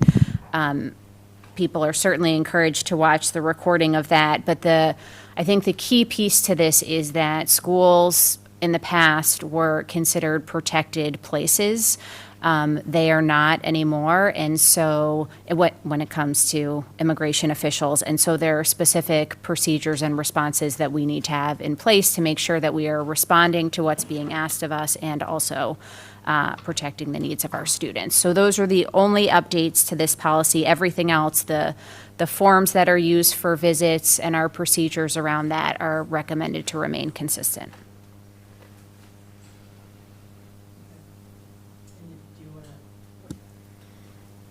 Drug and alcohol use? I think safety and security Schools. is next. I don't know if that matters, but. Oh, sorry, yes. Okay. I'm really Exactly. So, yes. We are also recommending the adoption of a school security and safety policy. The goal would be to repeal the very outdated policy that we have in place right now and adopt this new policy in its entirety. The old policy was not only dated, but didn't really reflect all of the work that's happening in this area for our district. We are generally adopting or recommending to adopt the policy as written by Shipman. There are components of this that we already have in place as a district, like the all-hazard security and safety plan. We submit that annually to the state as required. Again, this policy, similar to the previous policy, also has very specific language around immigration officials, which needs to be captured in our documents moving forward.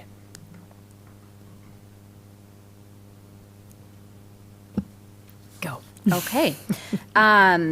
Drug and alcohol use by students. This one is a little bit different because right now we currently have a regulation.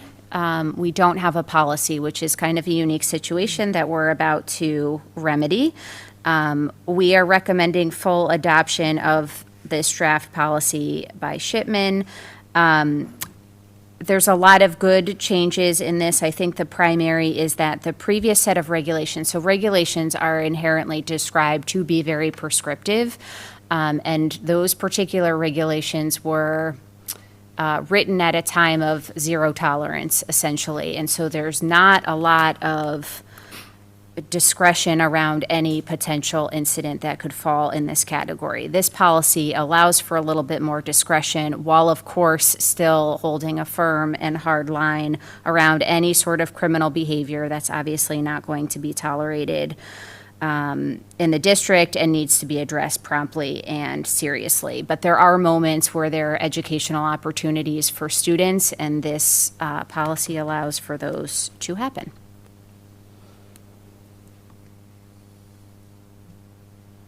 Any questions? First read? All right. Great, thanks. F is the Connecticut Leader Evaluation and Support Plan. So, if you recall, 2 years ago, the state of Connecticut required all districts to adopt a new evaluation plan for leaders and educators.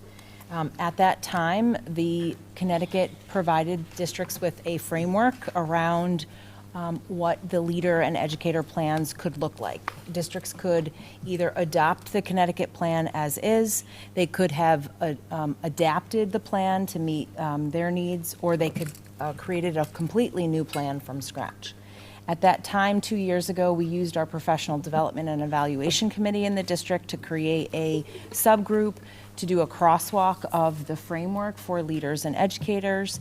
And we came to you with the first proposal to engage in a pilot plan, which was implemented this school year. We have been engaging in feedback from educators with that plan, as well as leaders, and we are at the point where we have made adjustments to our Weston plan for educators, and it has gone in front of the WTA, the Weston Teachers Association, for vote and approval. And we're here this evening to ask for final approval to officially adopt the Weston Teachers Association evaluation plan as provided. we could start there. And then the leader plan was reviewed by the Weston Administrators Association, and they have decided to adopt the Connecticut framework as is. And they too have reviewed both the pilot plan this year as well as Connecticut's frameworks and have voted to adopt the Connecticut framework moving forward. So these two plans have been reviewed, vetted by both unions, and so we need your final approval to adopt it officially as a district so we can do implementation for next school year. This year was the pilot, and moving into next year, it will be full-fledged adoption and submitted to the state. Questions? May I have a motion? Move that the Weston Board of Education adopt the Leader Evaluation and Support Plan as presented. Is there a second? I'll second. All those in favor? Aye. Aye. Before we move on, I'd like to offer an early dismissal. Wait, what, I'm sorry, before you do that, can you just do the educator plan? We'll get there in a and finish that second. one? Before we move on, I'm offering an early dismissal to all of our principals, but we can't let Patty and Dan leave without us all expressing our admiration for everything that you've done for the kids, for the Weston School, for the community. It's, going to be very difficult.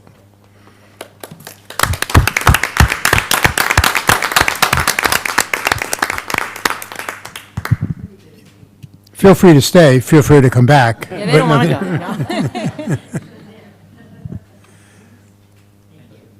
No, We're really thank going to you. miss you guys. You've both done a wonderful job. See you tomorrow. Yeah, see you tomorrow. Sorry. So we just need an official adoption for the educator plan because it is G, different. right? G. Yes, thank Okay. you. May I have a motion to approve that as well? Move that the Weston Board of Education adopt the Educator Evaluation, Growth, and Support Plan as presented. Second? I second. All those in favor? Aye. Aye.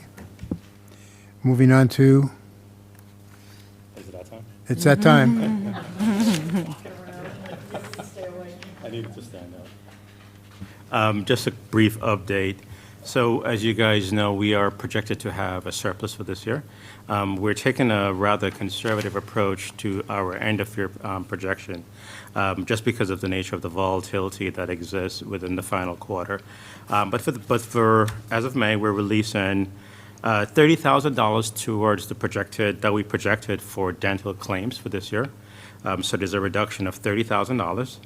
In addition to that, the significant change this month is the excess cost reimbursement from the state. So you may recall a few months ago, we had a reduced reimbursement rate. Then the legislators came on board and they said, hey, district, we're going to share $40 million. So Weston's share of that entire pool of $40 million will be approximately $133,000, so which is a net positive for us, which means that for the year, that line item will be slightly positive by about $22,000.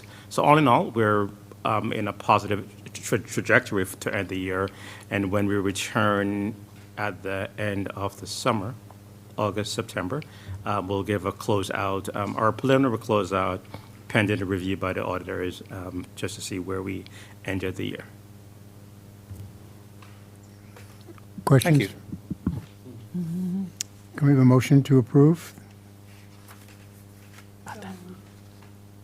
Move that the Weston Board of Education approve the May 2025 financial update as presented.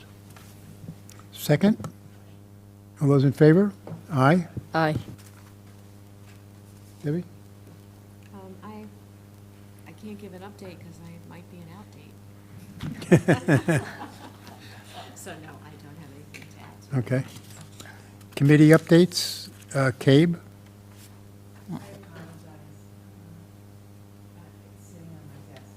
All right, no worries. CES? Nothing to report on. Okay, curriculum?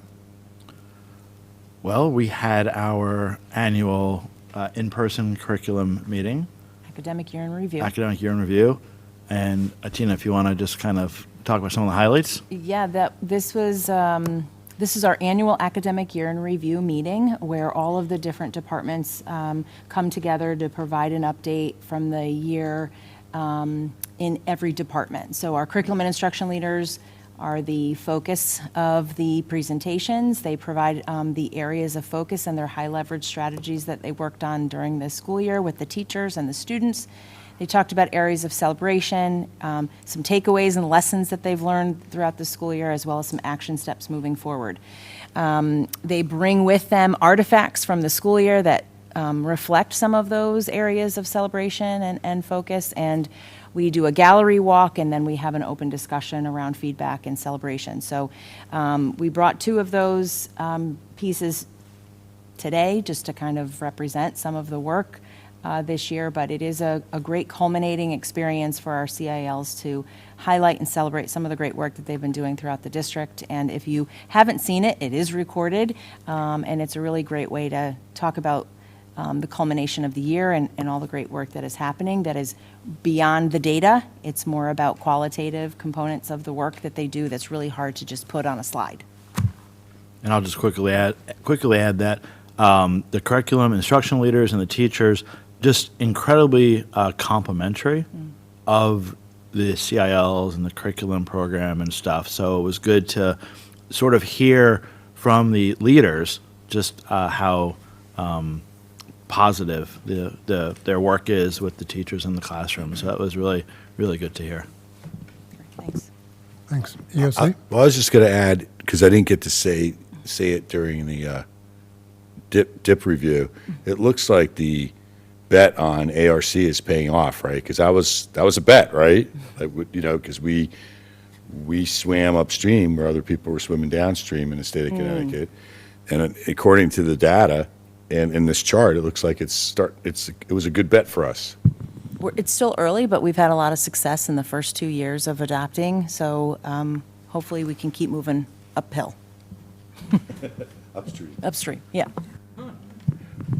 All right, EOC Wednesday night, Slam, be there. We'll talk about what's around us, what's above us, what's below us in this building. So that's quite a presentation for those who sat through it, and we invite, of course, it's all for the board members, but all the public and interested stakeholders to really learn the details.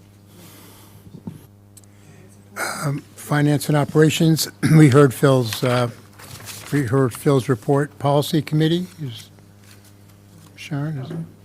So policy, basically, we've gone through everything that we discussed in the policy committee meeting. Michael? Safety and security, we just wrapped up basically all the progress that's been made over the last year. We talked about some of the initiatives that we were going to try to make progress on. We're going to make progress on over the summer, and then, of course, others that we're going to continue into next year. Right. The next is to approve the 2025-2026 regular meeting schedule. Move that the Weston Board of Education approve the 2025-2026 regular meeting schedule as presented. Second? I second. All those in favor? Aye. The balance of the agenda is meeting dates. We have the SLAM meeting, which Peter just announced. We have our next Board of Education meeting on September 15th. So before we adjourn, at our next meeting, which will be in September, there'll be someone in this room with a new nameplate with a title beneath it. I think we should all recognize Tracy's promotion to an assistant superintendent.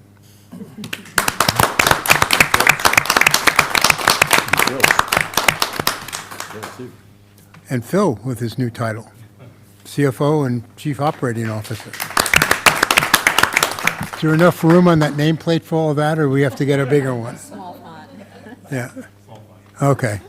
May I have unless there's anything else, may I have a motion to adjourn? I want to congratulate you too, and make a motion to adjourn. Great. All those in favor? Aye. Aye. Great. Thank you, everybody. Thank you. Yes. Yes. Yes. What, the gavel? Much faster.